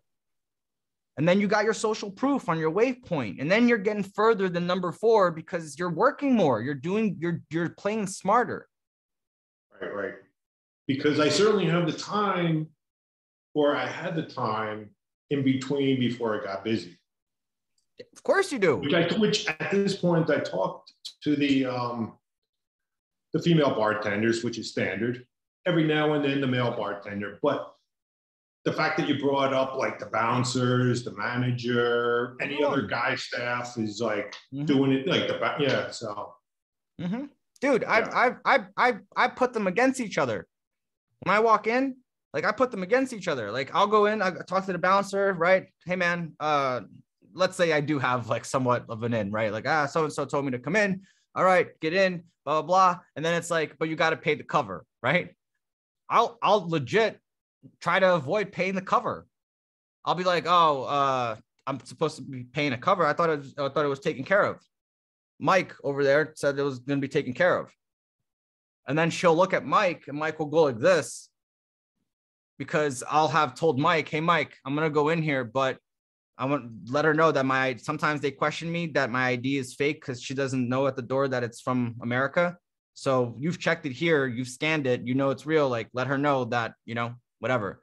So then I give her my credit card and my ID. I don't pay with cash, right? I'm not going to pay with cash. I give her my credit card and my ID, and I go, I have it in my hand. I go, look, I'm not sure if I have to pay or not, but Mike said I'd be taken care of. I'm ready to pay if I have to, but he said I'm good. And then she like looks over at Mike and she's like, and he's like, and then she's like, all right, go in. And I've done that several times. I've done it on boot camp. And then I've done it one time at Mystery. And he's like, that's a lot of moxie. Holy shit. You just saved us like $120. And I said, I know. And then he's like, fuck, that's great. I'm like, I know. And then the next day we're having sushi and it was like $130. He's like, look at that. This was the cover money that we didn't spend last night. And I'm like, I know. But you gotta start pulling, you gotta start pushing and seeing how much you can get out of stuff. Now, it doesn't mean that like, oh, you're going to go to the bouncer and like fucking suck his dick and get on your knees and fucking blow him and give him value and say, hey man, oh my God, blah, blah, blah, da, da, da. It must be a tough job. Like, no, material. Hey man, settle this for me. Brad Pitt or Angelina, one night, who would you pick? And then sometimes they'll just go like this, because they're bouncers. They're not supposed to be talking to you, and that's fine. But sometimes they'll engage, and that's fine too. And if they do the whole, you can say, oh, you're a good bouncer. All right. That wasn't a test, but it has become one now, and you've passed. And then just fuck off, leave him alone, and then go talk to someone else. But yeah, man, you got to start working these angles as well, because otherwise you're gonna stay focused on material for your whole life. And guess what? This stuff here is what assists the material. It makes everything easier, right? And here's the thing: you can be like let's call it what it is, a perceptively low value guy with material and make it work. Or you can perceptibly be high value, get rewarded for it, and then have material to make it work. Right? Like that's the difference, right? Like when I go out and I'm demoing, I'm a high value guy, perceptively, right? Perceptive, no one would know the difference. Perception wise would suggest that guy's a high value guy. And then as things manifest, as I proactively seek them out, or they happen to me, people are like, oh, he's cool, high value. Hey, I love your bandana. Sure, like whatever, right? All that nonsense. Then I have the game to go off of it. Or if the girl says nothing and she's there, I have the game to open. And at the very second she lays eyes on me, perception of high value, and then the game is easier. Or it's perception of low value. I have some game and I have to fight my way to be heard and be listened to and all of that. That's why like the identity and the avatar that you pick is important. This is why a lot of the guys did the whole weird Christmas tree operation where they dress in all these ornaments and stuff, because it does buy you time. If you're an interesting looking character, people are more inclined, especially on a social setting, like the nightclub or the venue or the bar, are inclined to see what you're about because you're dressed weird. And it buys you enough time. And then if you have some solid material, things can they can progress forward. Sure. But that's why guys, this whole pickup mentality of like dressing like that, like the whole, like the whole shebang is useful. That's why it works. That's why guys do it. Because they do feel a genuine shit. I get at least more attention now than I got before dressing like this. Doesn't mean that it goes anywhere. It doesn't mean that it parlays into anything fruitful, but it does give them more attention. But your avatar speaks. It speaks volumes. She has to come off, that she's got seconds to make decisions and decide if you're the type of guy. So she's got to calculate everything.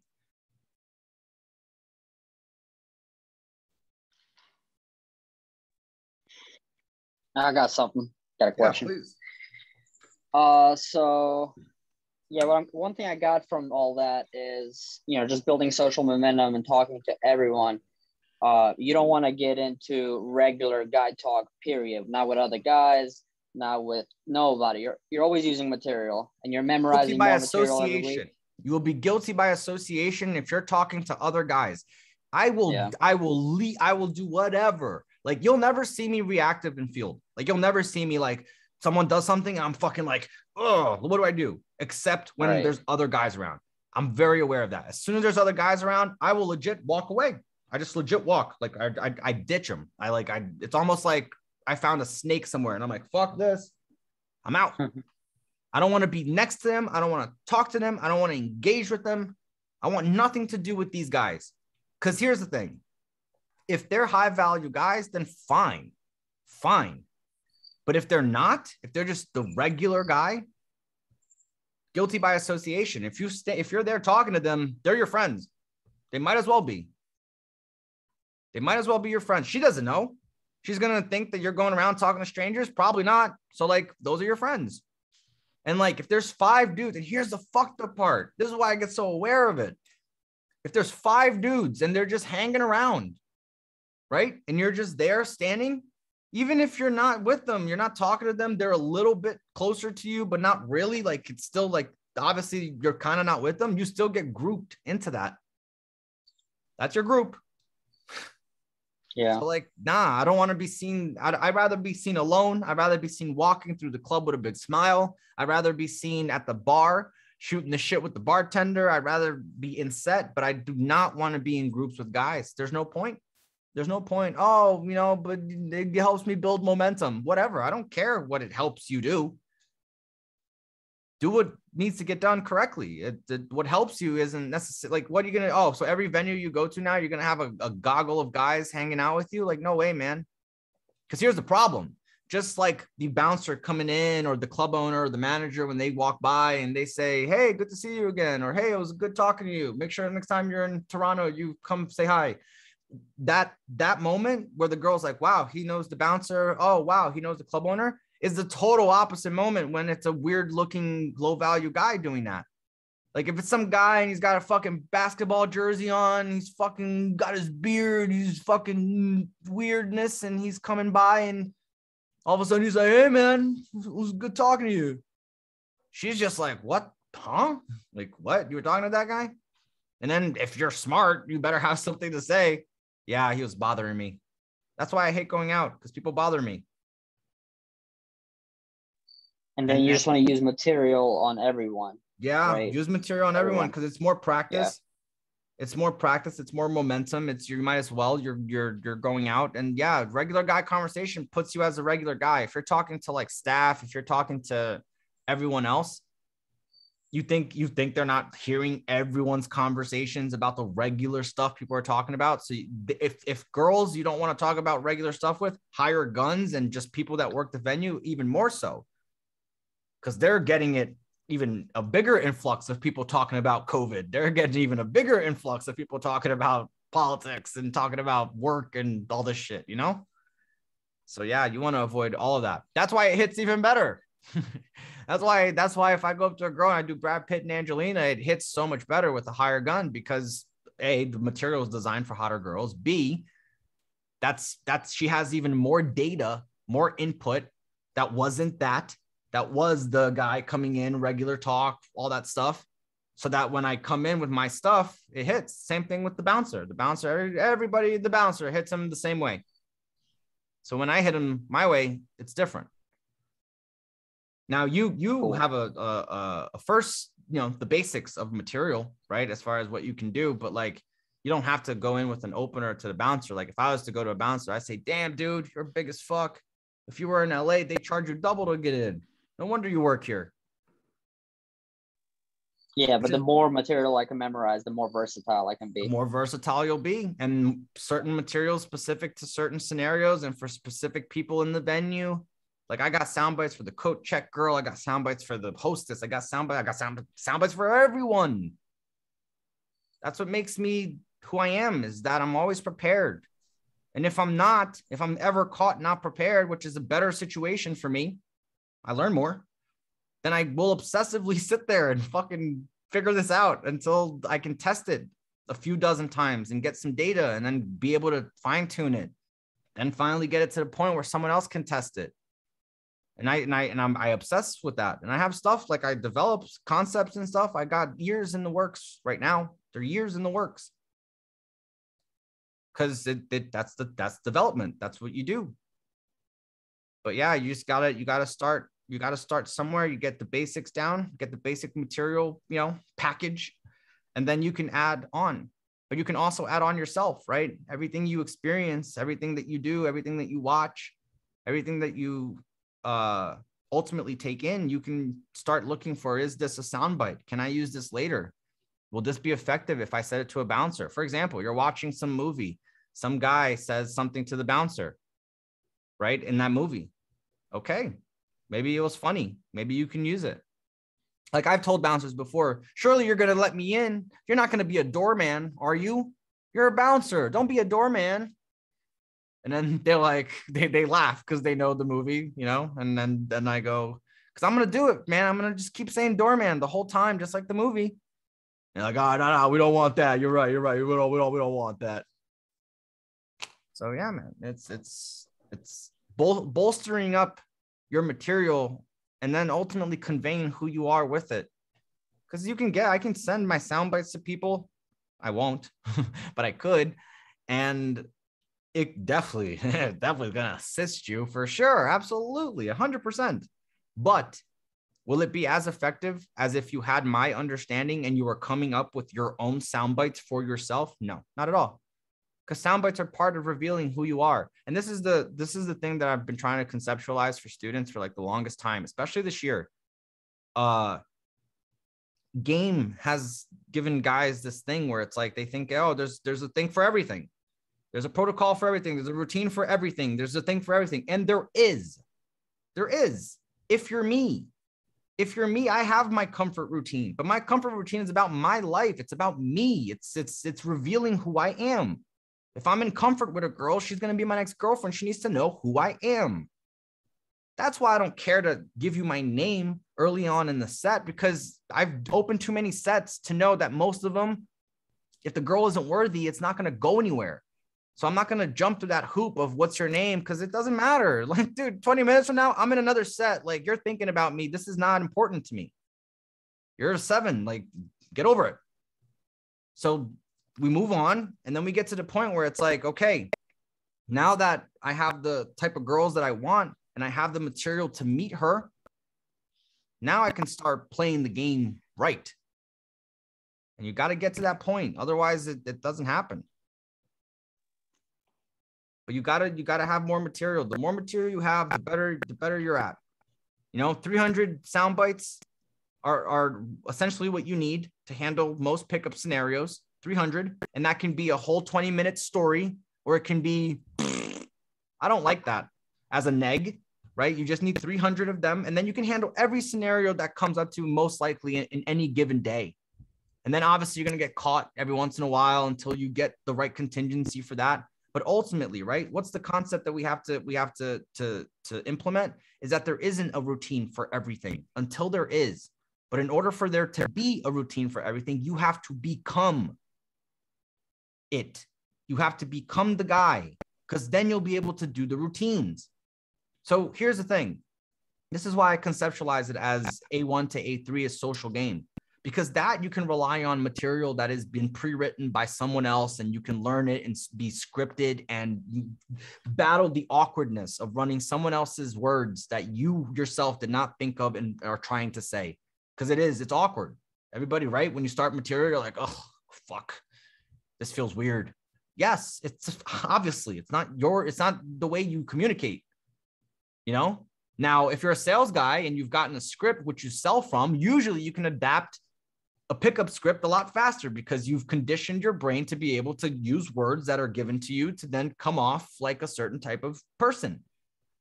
But if you haven't, then again, like I always say, if I give Brad Pitt these fucking lines and tell him, hey man, you just got to go out, perform them like you're the high value guy that's going to get every girl in the club.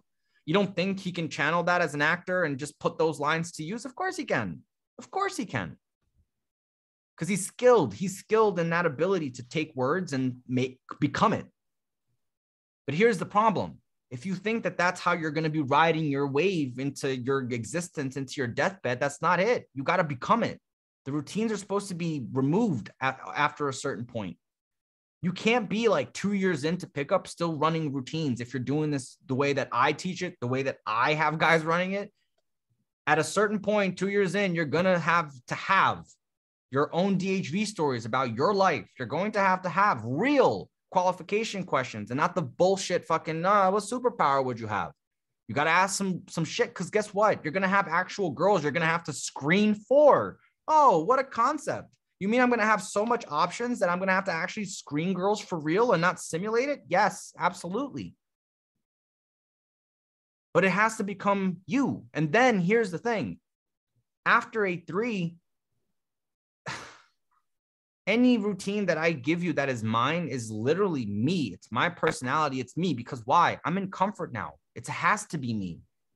I can't use Mystery's grounding sequence. Doesn't hit as hard. Does it hit? Yes. It's a great story. We write great stories. Yes. Can you use my grounding sequence and it hits? Yes, of course. But is it better than you developing the understanding of how to write a grounding sequence and then doing your own from your life, that when you say it, there's an emotional and a reality-based source that you're pulling from to visualize the imagery, to then say them? That's what the power is. That's what makes her want to be your girlfriend, is that she's getting you presented in the most fucking visionary way possible, because you're able to bend words and fucking craft spells and display them to her. Yes, I can give you routines for comfort. I can give you seduction routines. I can do all that. But it won't be as powerful as if you legitimately get to the point where you can do them yourself, because you got skills, you got understanding, you understand everything that you should in the correct way. And now you do one about your own life, just like a DHV. My DHV story, my kids at the supermarket DHV story, which I don't really tell that often on boot camps and things like that, because it's my story. It's my routine. It hits way better than Lunch at the W and Girls Fighting Outside. Hits way better. It's my story. It's my life. It's a story about me getting lost, helping a kid that got lost at Whole Foods. And I recall back to when I got lost with my older brother. It's like, I can go there. These things have happened to me along the way. They didn't all happen in this story the same day, but the events of the story all happened in my life. Like, I did get lost with my older brother. Like, it didn't happen the same day that, like I was the one that found mom. I found my mom by myself. And then when me and my brother were together, my mom found us. But I can use that as like, oh, I was with my older brother and he freaked out. And then I found mom, because then I can draw from it. I can say, okay, like that. I remember that I was inside a clothes rack. Like, I remember this. And then it becomes more real. When I say it to her, she feels it more. And then it sets me up for way more success as far as to how much she values me and who I am, because I've painted the correct pictures along the way, the right way. But to think that you're going to have to, have routines all the way from meeting the girl to starting a sexual relationship with her. And then, Colgate, what are the routines for relationship? What are the routines for the dates? What are the relationships for, like, yes, I have routines for them. And I teach them. I teach them on the master classes, right? But what's the point of teaching you them? It's not to have you say, oh, let me use your routines and get it done. To start out, sure. But just like these routines that you guys have, ultimately, you want to swap them out. You understand how they're written. You understand what they're doing. We break them down so you get it. Like, okay, when I say saggy, baggy, booby, the reason we get a laugh is because the sequence of saggy, baggy rhymes, and it's weird and it paints a visual. Saggy, baggy, booby, like National Geographic. You see it. You see that boob in your mind. Okay, I understand that. So if I say something like, I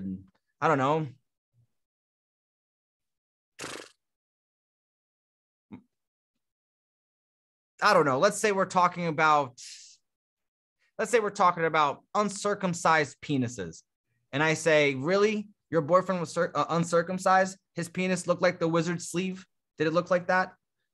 if I say something like that, she can visualize that. A wizard's sleeve, right? Which is usually long and it's drapey over his hands. Like it looks like an uncircumcised penis. She can visualize that. That's better than me saying something else or not saying anything at all, which is a missed opportunity. You have to be able to start using words and start to convey your personality, who you are with them. That's what's going to get you the girl ultimately, so that you don't have to pretend. This is where pickup artists all failed. They all failed at this. They never went above the routines. They all just have routines. And then the girl doesn't really get to know them. And then a month later, when she actually gets enough time and evidence, it's like, oh, just guys hanging out with guys and talking game. And these routines, I heard him when I met him and blah, blah, blah. Who's going to feel good about that? Got to go beyond the routines. But you need the routines so that you understand fundamentally what within them gets it done.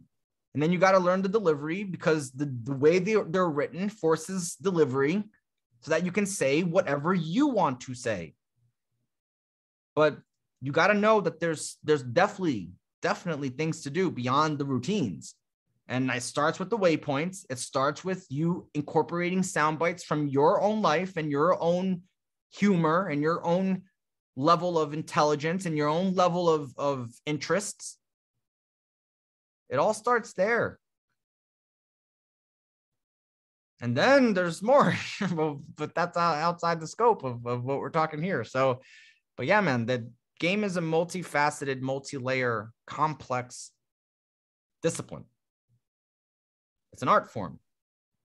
There's many ways to throw kicks. There's many ways to throw punches. There's combinations. There's different ways to block. There's it's like anything like that. The more knowledge you know, the better you are equipped to handle the situation when you need the situation handled. And I like to offer depth, obviously, in the way that I answer, obviously in the way that I present things, because there's guys that want to go that deep and they do enough work to get to the point where they're worthy enough to go that deep with.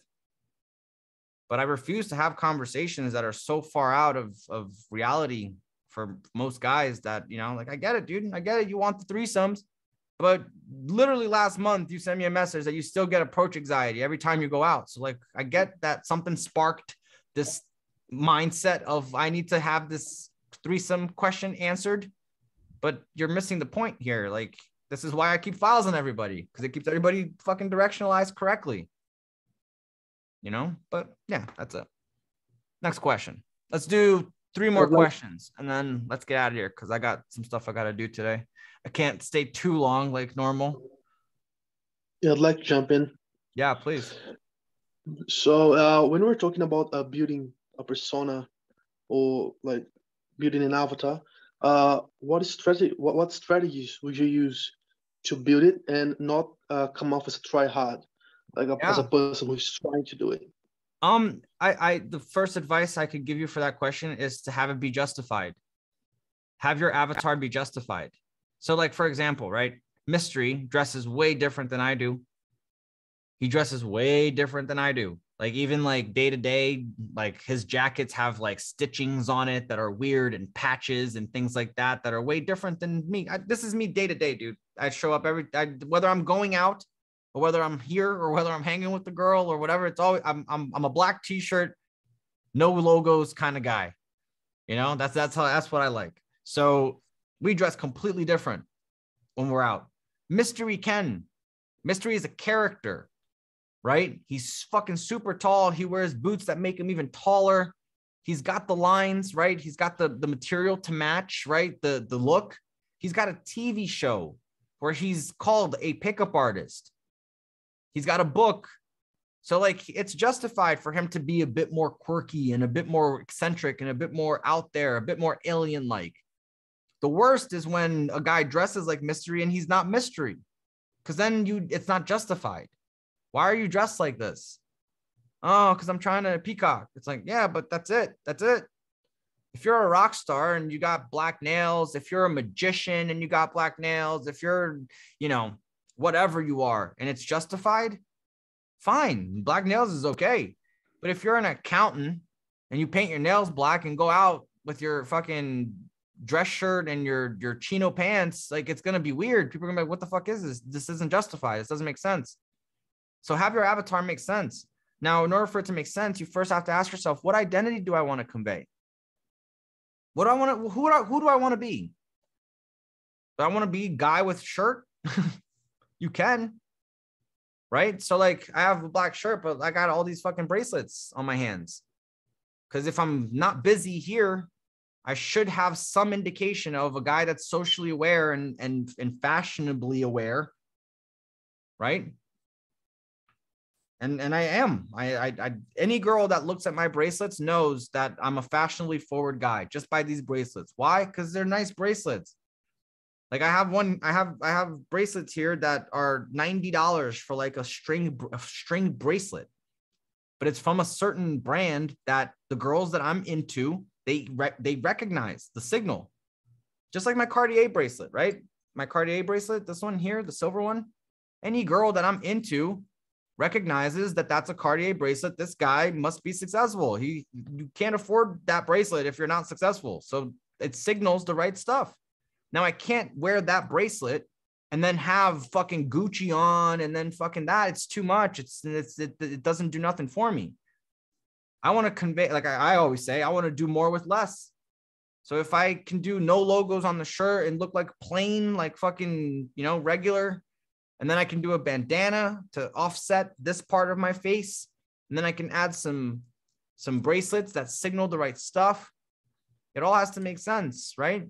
Like that's how I would do it. But what's my identity? My identity is a successful guy that's not trying to show he's successful. I'm the guy that's had money for years. So I'm not trying to show people that I have money. I don't care. It's not a thing for me. If you go to Spain, you go to these places, right? Go to exotic places in the world. All the guys that legit have the money, they're very subtle. They're not trying to be flashy. They don't look like the rappers. They don't got the chains. They don't do none of that. They got a nice watch on, fucking $140,000 watch on.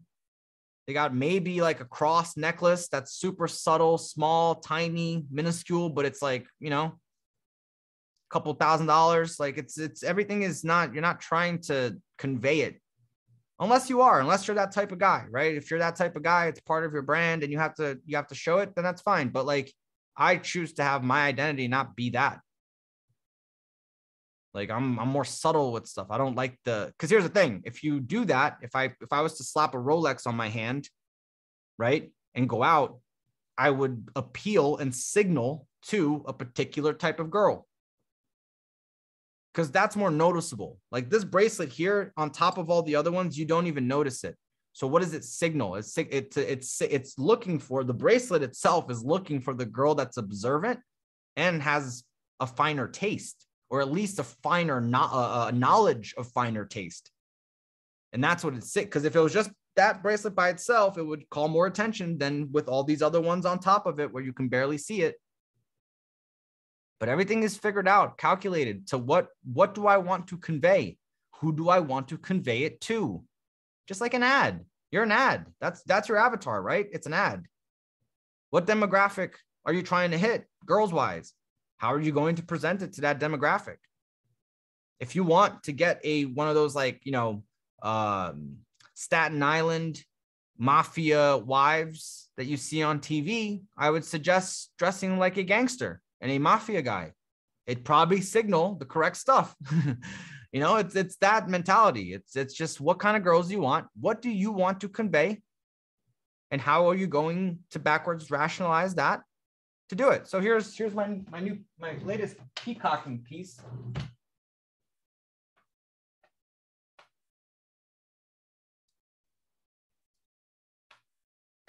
It's a chicken wing for a necklace. Why? Because it doesn't look like it belongs to me. Does this look right on me? No, it doesn't look like it belongs to me. So I can tell a girl when I meet her and she says, "Is that a chicken wing?" I can say, "Yeah, some girl said she fell in love with me and this was the keepsake. She put it on my neck. I feel stupid taking it off, but..."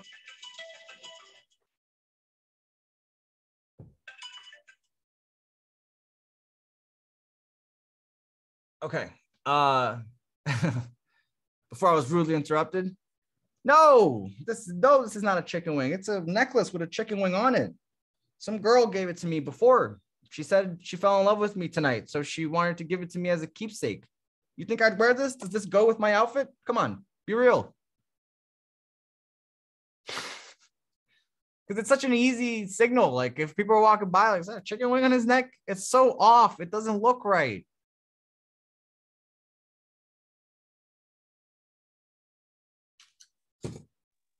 And of course, you can change it depending on the girl you are looking into. Yes, you can change it. You can change it if you want. Like you can change it for the sake of just practicing your material differently. Like I told the guys this weekend, if everybody went out, bought a black dress shirt, some gold necklaces, a white suit, put it on, and told themselves before they went out, I'm the club owner.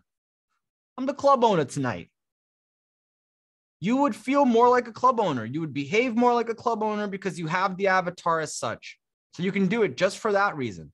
Me personally, I don't change the way I dress for girls. Like if I'm dating another girl, like this is it, dude. This is it. This is it.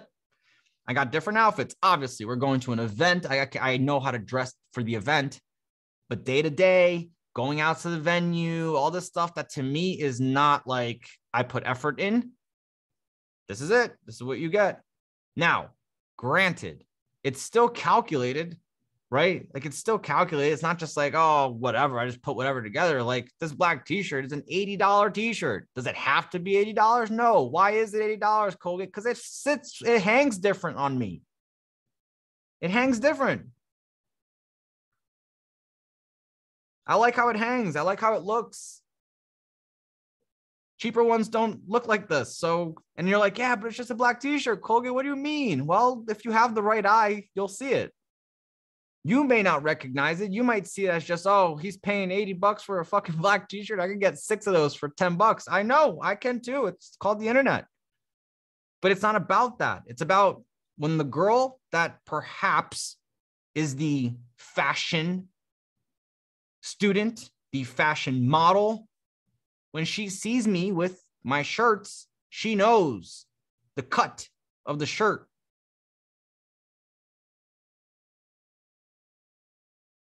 That's what I tell guys to spend money on, right? It's like, oh, Colgate, what do I spend money on? It's like, dude, spend money on that. Spend money on buying less things, but buying more quality stuff. You know, don't go out trying to just buy everything cheap and stuff like that. Like you'll spend more, you'll spend maybe less money in the long run, sure, right? Like obviously, if I keep buying packs of black t-shirts, I could run through those way more efficiently and fucking and have way better value for what I'm spending, sure. But you're missing out on what it signals. And if you want a particular type, you got to signal to her. There's an Italian actress right now that's just waiting for Colgate to open her. When I show up, all the signals are there for that Italian actress, that Swedish actress. You know, that's it has to hit that way. She has to know that I'm successful. I can handle success. I can handle her success. I'm more successful than her.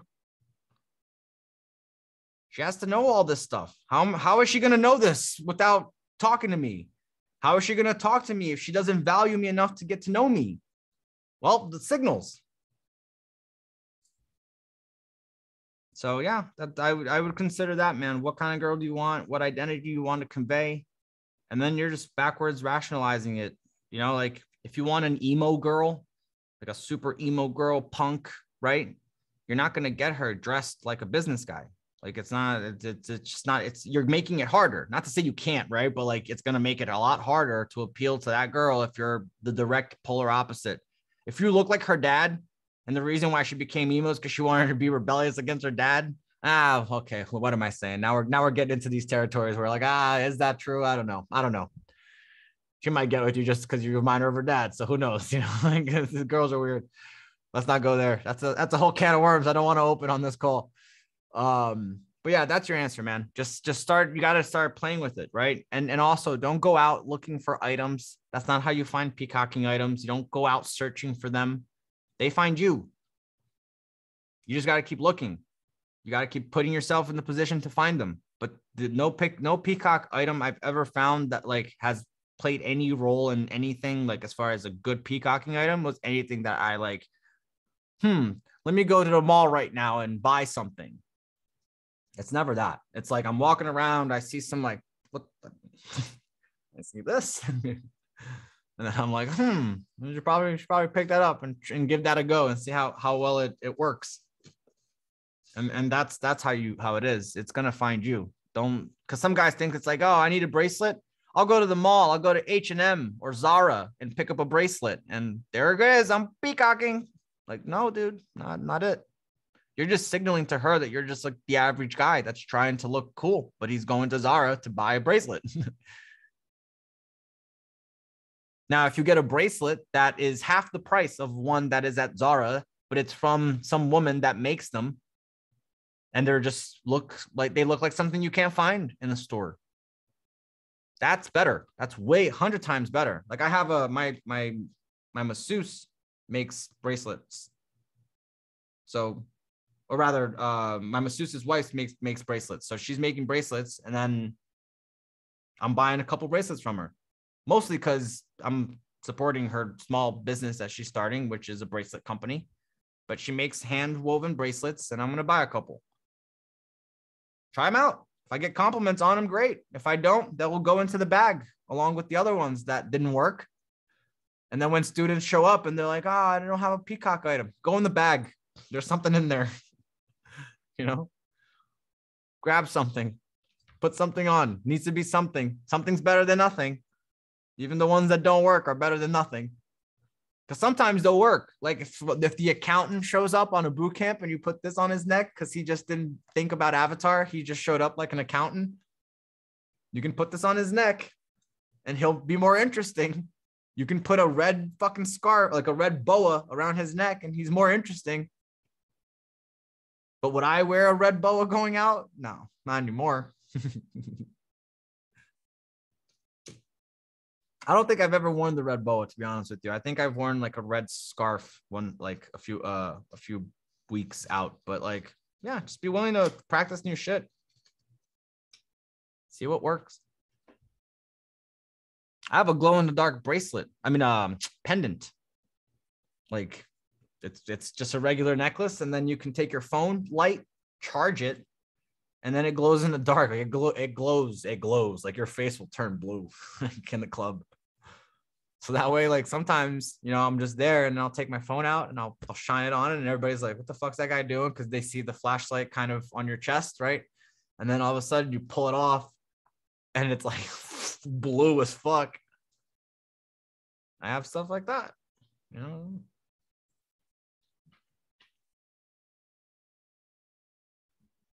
Who's next? Yo, Colgate, I got one for you. Yeah, please. All right, so this one, it's more so for like day 2 stuff, and I wanted to see what your opinion is like on what I do on day 2s. So I started going to this rooftop bar. It was pretty cool because I know, like, I started to get to know the people there. So like when I take a girl there, like I don't fucking wear a stupid ass mask, and like, I don't wait or do any of that stuff. Like I say hi to everybody, and then we get in. Good. And then we hang out there, and like I'll be like, oh, like, I like this whiskey, or I like this mezcal, and I like them for these reasons or whatever. So then after that, we get these little the little scooters that you get on the app, and then we ride across this really cool bridge that I really like because we can watch the sunset. And then we go to the arcade and shit, and we play like air hockey or shit like that. And then after that, like, just pretty much talking about myself. So I want to know what you thought about like those little like date ideas. They're fine. The date idea, I'm not so concerned with the date ideas as much as I am with the introduction to the date ideas. Like, how are you introducing it? Like if you're saying, oh, we should go to the rooftop for drinks and then we'll go to the arcade. Like if you have to say that to her beforehand, it's less impactful than if you just say, we're going out for drinks. And then as you're there, you're like, you know what? I've just got an urge to go to the arcade. Let's go. You know what I'm saying? Like the way you introduce the venues is important more so than which venues you go to per se. With that said, if it's for the type of girl that you want and the arcade seems to work and the sunset seems to work and all that seems to work, that's fine. Like that, if it's working, it's all good. If the girls are compliant along the way, if you're not seeing an energy drop or a momentum drop in how the set goes forward when you go to these places, then there's no problem at all. Yeah, usually what I'll say like before is I'll just tell them like, well, they're like, oh, like when are we gonna hang out? And I'll say like, oh, like Saturday at like 6, dress hot, and I'll figure out the rest. And then they're like, oh, okay. Good. All standard stuff. Sounds normal to me. Right? He's like, I go in, I don't have to wear my mask. I just walk up and I'm just like, yeah, like it sounds normal. Like this is exactly how it should be. But yeah, you gotta, that's great. Sounds like you're making the like you're making an impression, right? If she's with you, you're going in, you have access, you're going to places. Yeah, that I have no problem with that. As long as like the girls are enjoying the time with you and they're compliant along the way, as far as like, contributing, right? They're contributing to the vibe and the energy and all that stuff, then yeah, no problem there. Yeah, because usually like right when we're like, or like at least like I've pretty much done the same thing with like 4 different girls. And it's usually like right when we're going across the bridge that they're like, oh, let's stop and watch the sunset. And then, kind of shit kind of happens right there. Like as far as just like, kiss closing and shit like that. And then at the arcade, it's like more fun. So it's like slowing shit down. At least that's how I've been doing it. And then like, that sounds fine. That sounds okay. I would also look at creating more moments within each venue, right? So like what are the moments in the arcade? Are there moments just like a story, right? Just like a movie? There are moments. There are beats. There are beats to the story. What are the beats to the story when you're at the arcade? What are the beats to the story when you're at the restaurant? For example, a beat in the story of a restaurant that I would go to with a girl is to ask the bartender, before we sit down for food, I'll say, is there a way we can grab a drink before we sit down for food? And then the hostess is like, yeah, absolutely, go ahead. And then I'll go to the bar and I'll ask the bartender to make us a drink, but I want him to make, I want a whiskey. I want a whiskey neat. I don't play no bullshit pussy drinks at all. But I want him to make a drink for her based on how she looks. And then you got to get the bouncer to make you the drink based on how she looks. Now, here's the thing. Here's the secret to it. You talk to the bouncer beforehand. If you're there as often as you are, you can say, hey, dude, I like to bring girls here. Okay. It's like a great place for that. I don't know if you've seen me, but I've brought girls here. So here's the deal.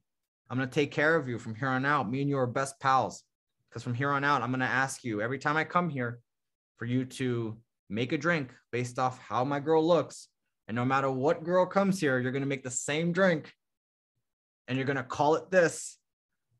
And it's just a fucking pina colada with a little bit of grenadine in it because it changes it up. They don't realize it. And then all of a sudden he brings it a drink and he says, this is a dirty birdie. That's a great name. That's so fitting. He got it right. Good job, man. Damn, that's fucking, I love that. I'm gonna use that one next You know time. what I mean? Like, what are the beats? What are the moments? Like, I have beats for everything we go do. We got beats. We got things that we're gonna have to experience, and things and feelings will have to arise. So I suggest looking at it the same way.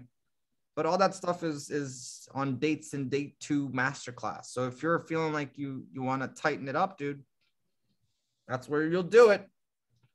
Yeah, for sure. Because I don't even know who's talking. Is it Kevin who's talking? Yeah. Okay, good. Because your voice, that sounds like Kevin's voice. Well, I hope. Okay, so now that I know that for sure that it is, as I thought, you've done enough work to do it, right? Like you've had enough girls. You're getting some quality girls, and why not? Yeah, it was, well, I guess the last bit was so I went out the other day, right? Because I was just like, I need to get the fuck out of the house.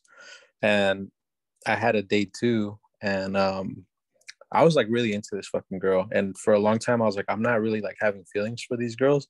But I think it was just because I was getting like accustomed to like, you know how you use the scale like 1 through 10. And like a year ago, I thought an 8 like was, but it like now it's like a 6. So like I'm going for like hotter girls. And so anyways, this girl was like really into me and shit. And yeah, like I forgot what the fuck I sometimes, like when I start drinking a little bit, like when I'm too like whiskeys in, I'm like, I just start saying shit that's like funny as fuck, you know? Like this girl was like, oh, I think you're like really cool. And I was like, you know what's funny is that like I'm like a 10th of the guy that I can be right now. And then they're like, what the fuck? What does that mean? I'm just like, dude, like I feel like I have so much room to grow. Let me stop you right there, because you said you say a lot of funny shit and then your soundbite wasn't funny. And in your soundbite, you said it was funny.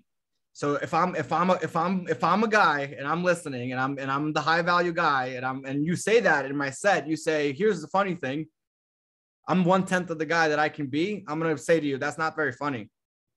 Because no one's going to laugh, right? No one's going to laugh at that soundbite. And then I'm going to say, that wasn't very funny. See, you said what's funny is that you're 1/10 of the guy, but yet no one laughed. So that wasn't funny.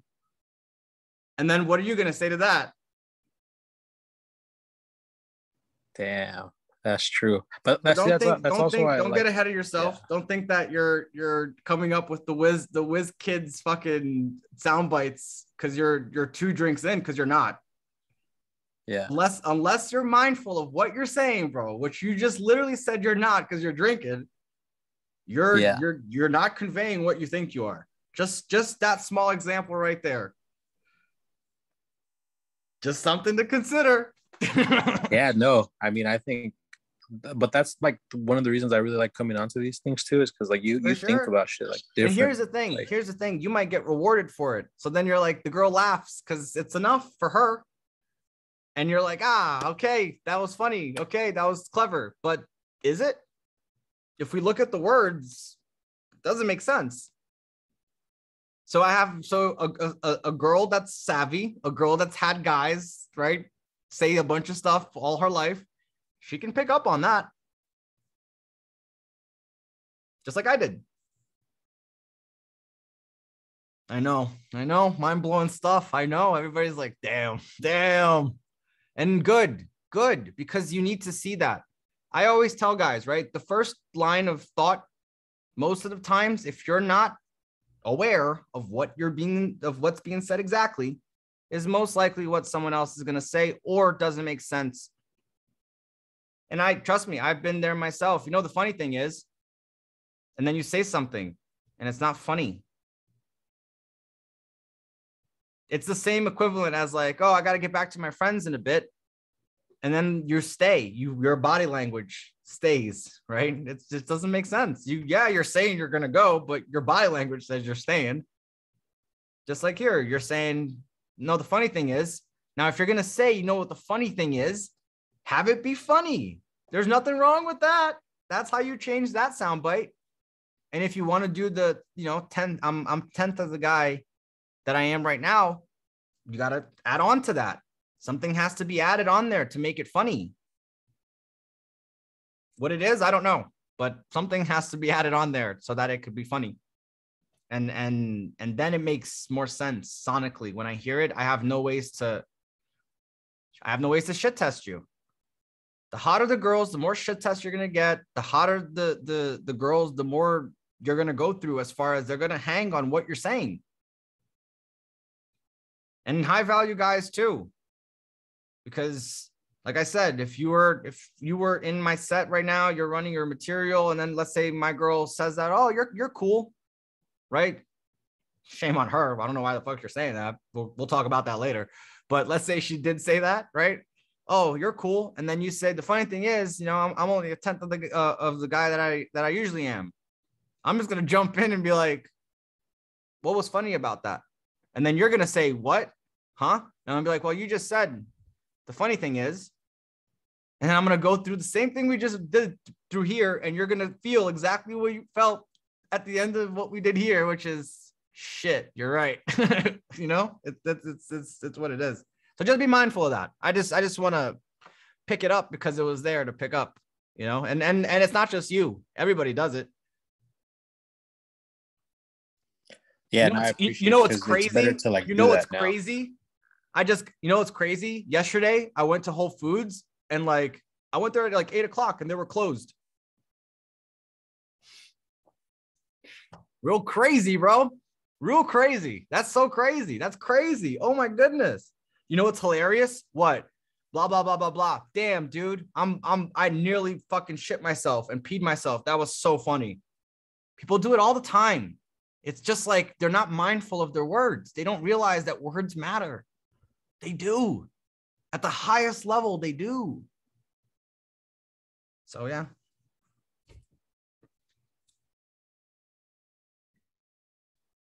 But yeah, as far as your date stuff, dude, you're fine. Like, you're fine. You're showing her a different experience. You're giving her, you know, like showing her that you have access. As long as you're interacting with other people and building social proof, you're doing fine. Doing everything that you can do on the dates. And then, like I said, the next level is to definitely get some understanding of what you can do on the dates to do more. Because at the date, right? At the date, all you got to do is kind of not fuck it up. That's like first level. If you're an average guy with no game, no knowledge of pickup, you go on a date with a girl, that's what you're striving to do, is not fuck up. That's first level. Next level is to not fuck up and make a good impression. The next level is to not fuck up, make a good impression, and get the girl to want to be your girlfriend. The next level is to girlfriend, make her fall in love with you on the date. I knew on our first date that I loved you. I just didn't tell you, but like I felt it. It was so different. Like, are you kidding me? Like the moment that you did this, they always remember. That's when I knew I loved you. All right. It's good to be loved. It feels nice. But yeah. All right, let's do one more question and then let's get out of here. I have one quick. Yeah, go ahead. So what is like, I know that like openers, they work on daytime and or nighttime. Like if the routine is good, it works. But do you change it? Because like me, I find that certain routine on daytime versus nighttime, they change. Like me, I do a lot of day game, like a lot. So I find that sometimes on daytime it works better, like this one. And if I change I mean, sure. bit, like if I do Rockstar nipples in the daytime, it's not gonna hit as often, you know, as if I do it at nighttime in a high energy environment. Absolutely, sure. Yeah, there's certain routines that are better for the daytime, but all the ones that you know at this point, they're the ones. You can do Brad Pitt and Angelina during the day. You can do Who Lies More during the day. You can do Is Kissing Cheating during the day. You can do, you know, and all of those are fine. Why not? Yeah, no difference as far as the routines that you have now at this point, especially after an online boot camp. Those are the ones. Those are the ones you got. But yes, of course, like in general, there's going to be certain material that's definitely better for nighttime and things like that, and almost too much for the daytime. But none of the material that you'll get with me, you need to consider any of that with, because I've already done it. I've taken all that out. Because otherwise, you got to work 3 stacks. You got to work like 3-4 stacks. You know, you need 2 for night, 2 for the daytime. You know, shit. It's why further complicate it? It's already complicated. Let's use the same material. Because remember, it's not about the material. It's about getting the delivery. So the more you get, the more you practice the delivery with the same material, the better. And if you're using the same material technically for the day and night, now what you might have to do is add a little bit more context in the day. Now, what do I mean by a little? I mean by one line. So like Brad Pitt and Angelina, I can say, my friend Sarah just texted me. I have no idea how to answer it. Did you see the 2 girls fighting outside? Oh man, it was like a block away. You didn't see it? Were you here? You weren't here last week, right? Yeah, no, I was here last week as well. This exact location here, 2 girls were fighting, except I was standing over there last week. So I hope we don't fight. But here's what happened. These 2 girls, they're fighting over a guy named George. Yeah, who fights over a guy named George? And then I'm in it, right? Just like add a little context. But aside from that, And even that, not needed, but like, that's all you got to do. You don't need to do much more than what you know to do at this point.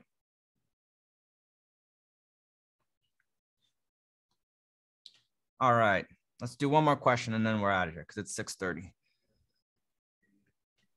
Can I go for one more? Unless somebody else wants to go. If someone else has one, let's give it to them. And then if not, then absolutely. For sure. And then if they go, you can always ask me on DM. As anybody else here can ask me stuff on DM, but you know. All right, guess you're up. Sweet. Thanks, man. So I want to ask you about pre-selection, Koge, because one thing I just did recently is I think somebody else did this from learning from you, and you posted this around how he was like making dinner, the girl's leg was there, he posted it, and he was like, oh, hey, you know, the girl started reaching out to him. So I thought, well, why not, if I'm having a drink with a girl, at least show some leg or something to like show that pre-selection, like post about it. And it did also, you know, work for me. I had some people asking like, hey, who was that? So would love to like learn more about like some unique ways that around pre-selection, whether it's anything like similar to that. I know another thing I've done is like throw out like an X in like stories and like conversation just to show that as well. Would you recommend anything as well outside of that? Yes. The first thing I would recommend to start answering that question, because that's a you can do a lot. You can definitely do a lot with that. But here's the underlying theme of already what's been said. Any time I mention an ex-girlfriend, anytime I mention a girl in my life, it's not me mentioning her that gets me the credit. It's how do they perceive her to be based off me. That's the power. So for example, if I was to say my ex-girlfriend, but based off looking at me, you thought I dated some 400-pound, pimply-faced org, half Shrek, you wouldn't value me for that. It's when I say my ex-girlfriend and you calculate everything else that you can from who I am, that you will get, she might be attractive or she's definitely attractive based off who he is. And that's the power of it. So whenever you mention a girl already, you have to realize, you have to ask yourself, what kind of girl do they think I get?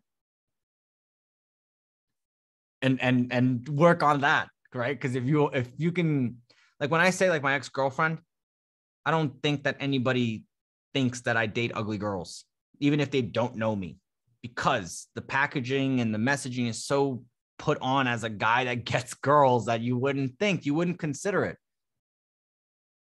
I've had girls be like, oh, like I can tell you got a big dick. You got that big dick energy. And I'm like, well, first of all, I'm Asian. So that's called positive racism. It still affects me. I still get hurt. It's like when you say Asians are smart and there's that one Asian kid who's not, he feels, a bit. I can go there. I can do that.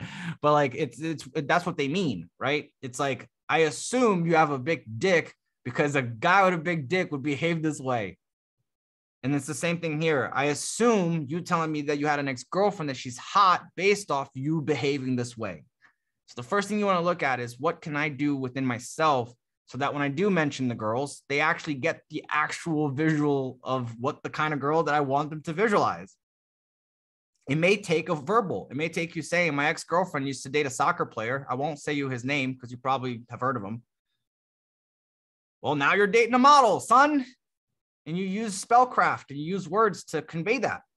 And if that's all you got, by all means, you're gonna work it till you make it. But you definitely want to start considering, like, what type of girls do people think I get, period. Now here's the fucked up part. This thing can be weird, because here's what I realized, right? So like when I first got into pickup, I used to listen to all these pickup artist guys, and they're like, oh yeah, the girl I met in the club last night. Oh yeah, this girl I was with last week. I always just assumed that they were hot. because they were pickup artists. I assumed because they were pickup artists that the girls that they were with were hot. Well, I know very quickly, as soon as I join on, that like even Mystery Matador, those girls are talking about, they're girls at the venue. They were 6s, 7s. So like they're telling the story just for the sake of like last night, this is what happened. Remember that girl I was talking to? They're not emphasizing, oh, she was a 10. They're not even trying, they're not passing it off like, oh, she was hotter than what she is. That's not the point of me mentioning this. But what's happening in my brain is because I have the perception of these guys are pickup artists, the girls that they're talking about must be hot. And that's exactly what you can do as well for sets in field. Right? That's what you're trying to do. So for example, if I say I'm a fashion designer and then I mention my ex-girlfriend, or I mention an ex-girlfriend and they find out I'm a fashion designer, they're going to probably assume that my girlfriend was a fashion model, and it starts to play that way. So that's before we talk about all the tricky stuff that we can do. As always, right? I always start with the mindset around all the concepts. On boot camps, as you guys will know from being there, it's like every concept I start off with, why do we do it? Let's understand it. Let's work the mindset aspect of it, because without that, me giving you the tips doesn't help you at all. You don't know why you're doing them. So yeah, start to consider, what is it about me that's going to make it believable that when I say ex-girlfriend, they recognize instantly that they're hot. And you're going to get to the answer. Here's the reality of it. Half of all this stuff is asking yourself the right questions. Because if you can get yourself to ask yourself the right questions, you guys are all competent enough. If you've gotten yourself, well, CloseHerSchool is a bit less hoops. But if you've gotten yourself to the point where you're implementing this stuff and you're going out and you're legitimately like on this system here and you're rocking it, I have to assume that you're competent enough to, if the material's presented in front of you, you can learn it and do it. I have to believe that. Otherwise, I'm going to lose hope for helping students that I don't know. So I'm going to assume that if you guys are here, that you're competent. If you knew what I knew, if I could take what's in my brain, give it to you, it would help you, because you would be able to digest it all and make sense of it and do all that. And that's what we're trying to do more of with CloseHerSchool. That's what we're trying to do more with the posts. That's what we would do on a boot camp, is to fundamentally get all of that figured out so that you can then do your work. This isn't contingency city where it's, oh, if she does this, then I say that, but then followed by this. And then if they respond like that, I'll go into this move, and then I'll do the 295 move on the 7-4. Like, dude, it's not that. This is you and your fellow humans interacting. You got to have skills.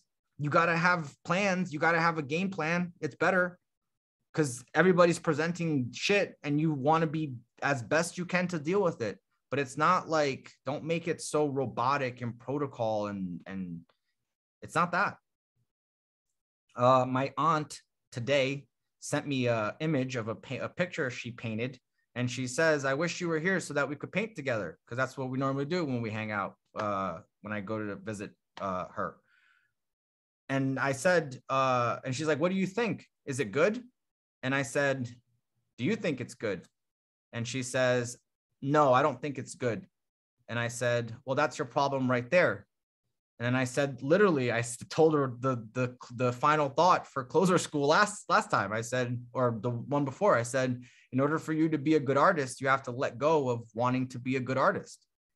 And she's trying so hard to be a good artist that all her artwork looks like other artists. It's not her. It's not her. Inside of her, if there's art and creativity there, it has not yet come out, because she's trying to be a good artist. So she's painting like Jackson Pollock, and she's painting like, like other people, because that's good art.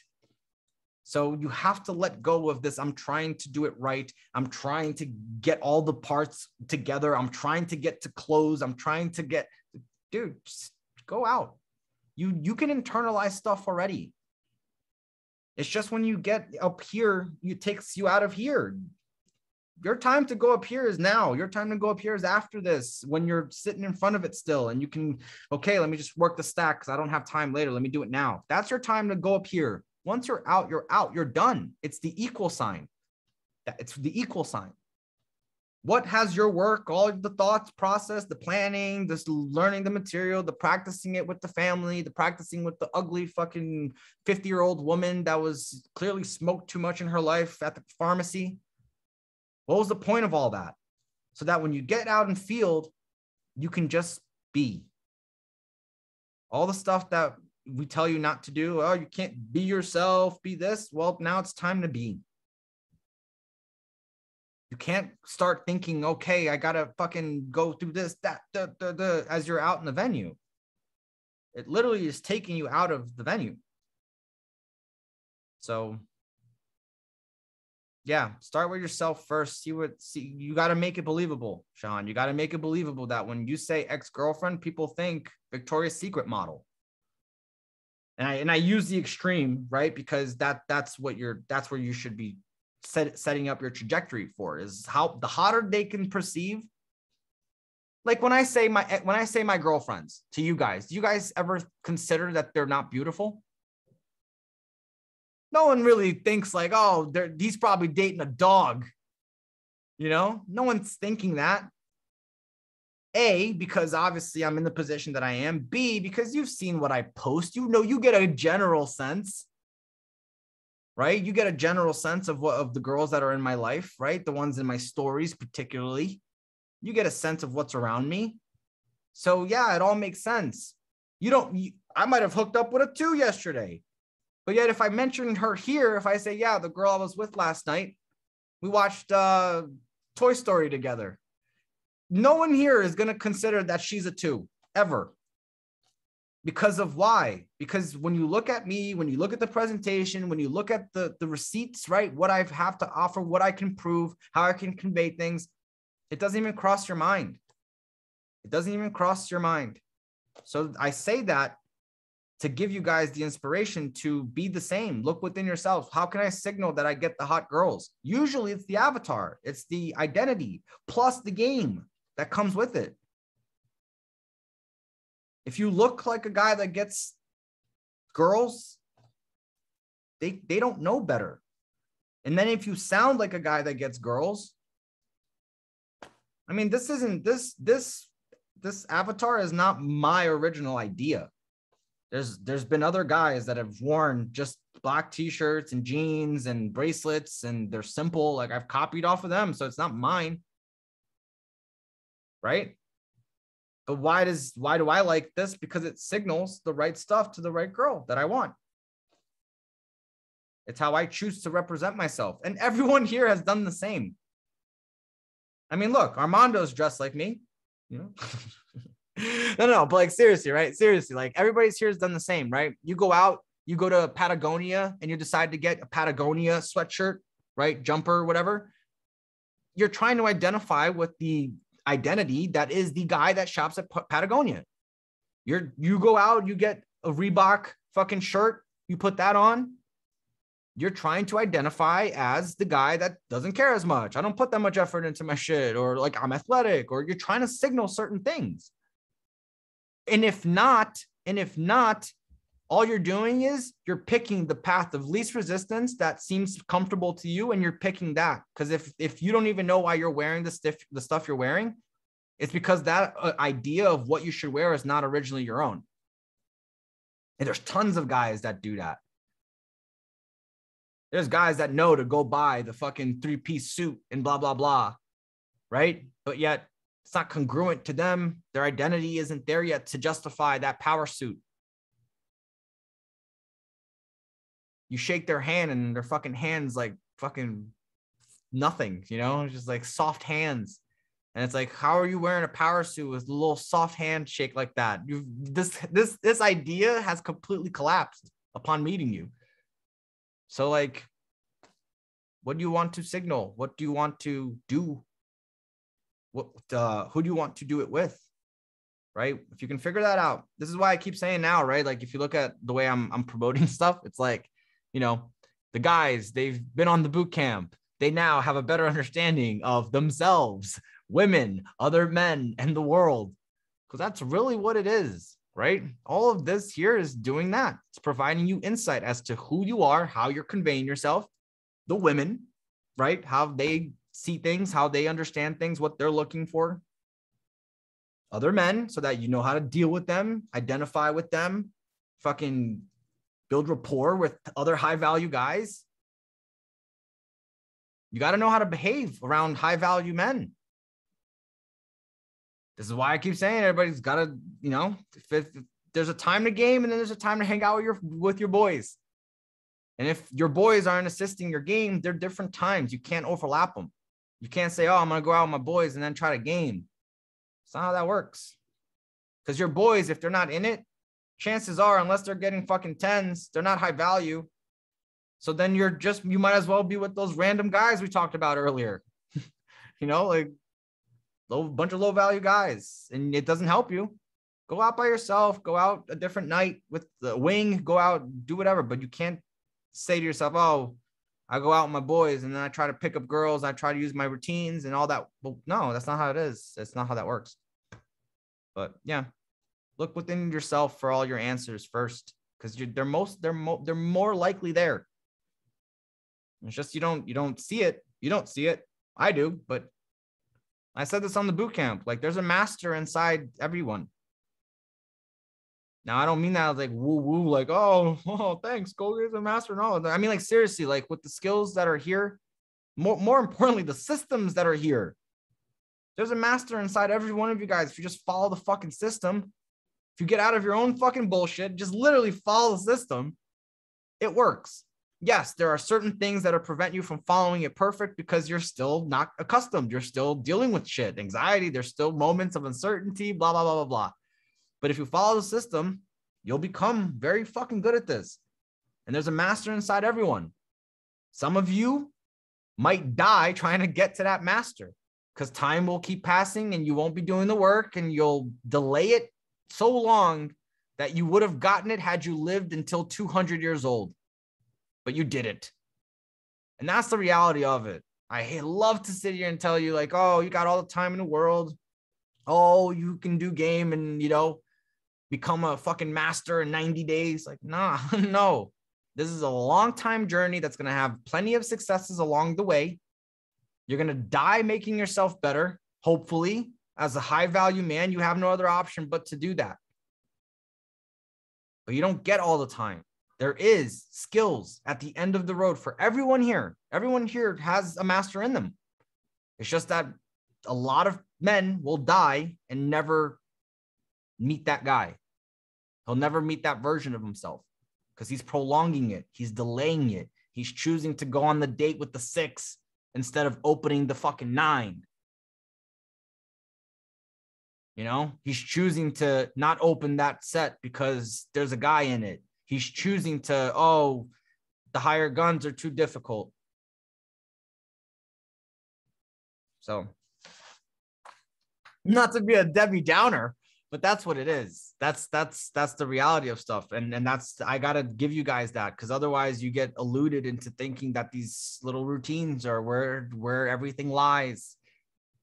And it's not there, which is a great time to introduce the final thought. However, what do I got going on? Express Online Bootcamp, the last one, December 10th to the 12th. That's the last one for the year.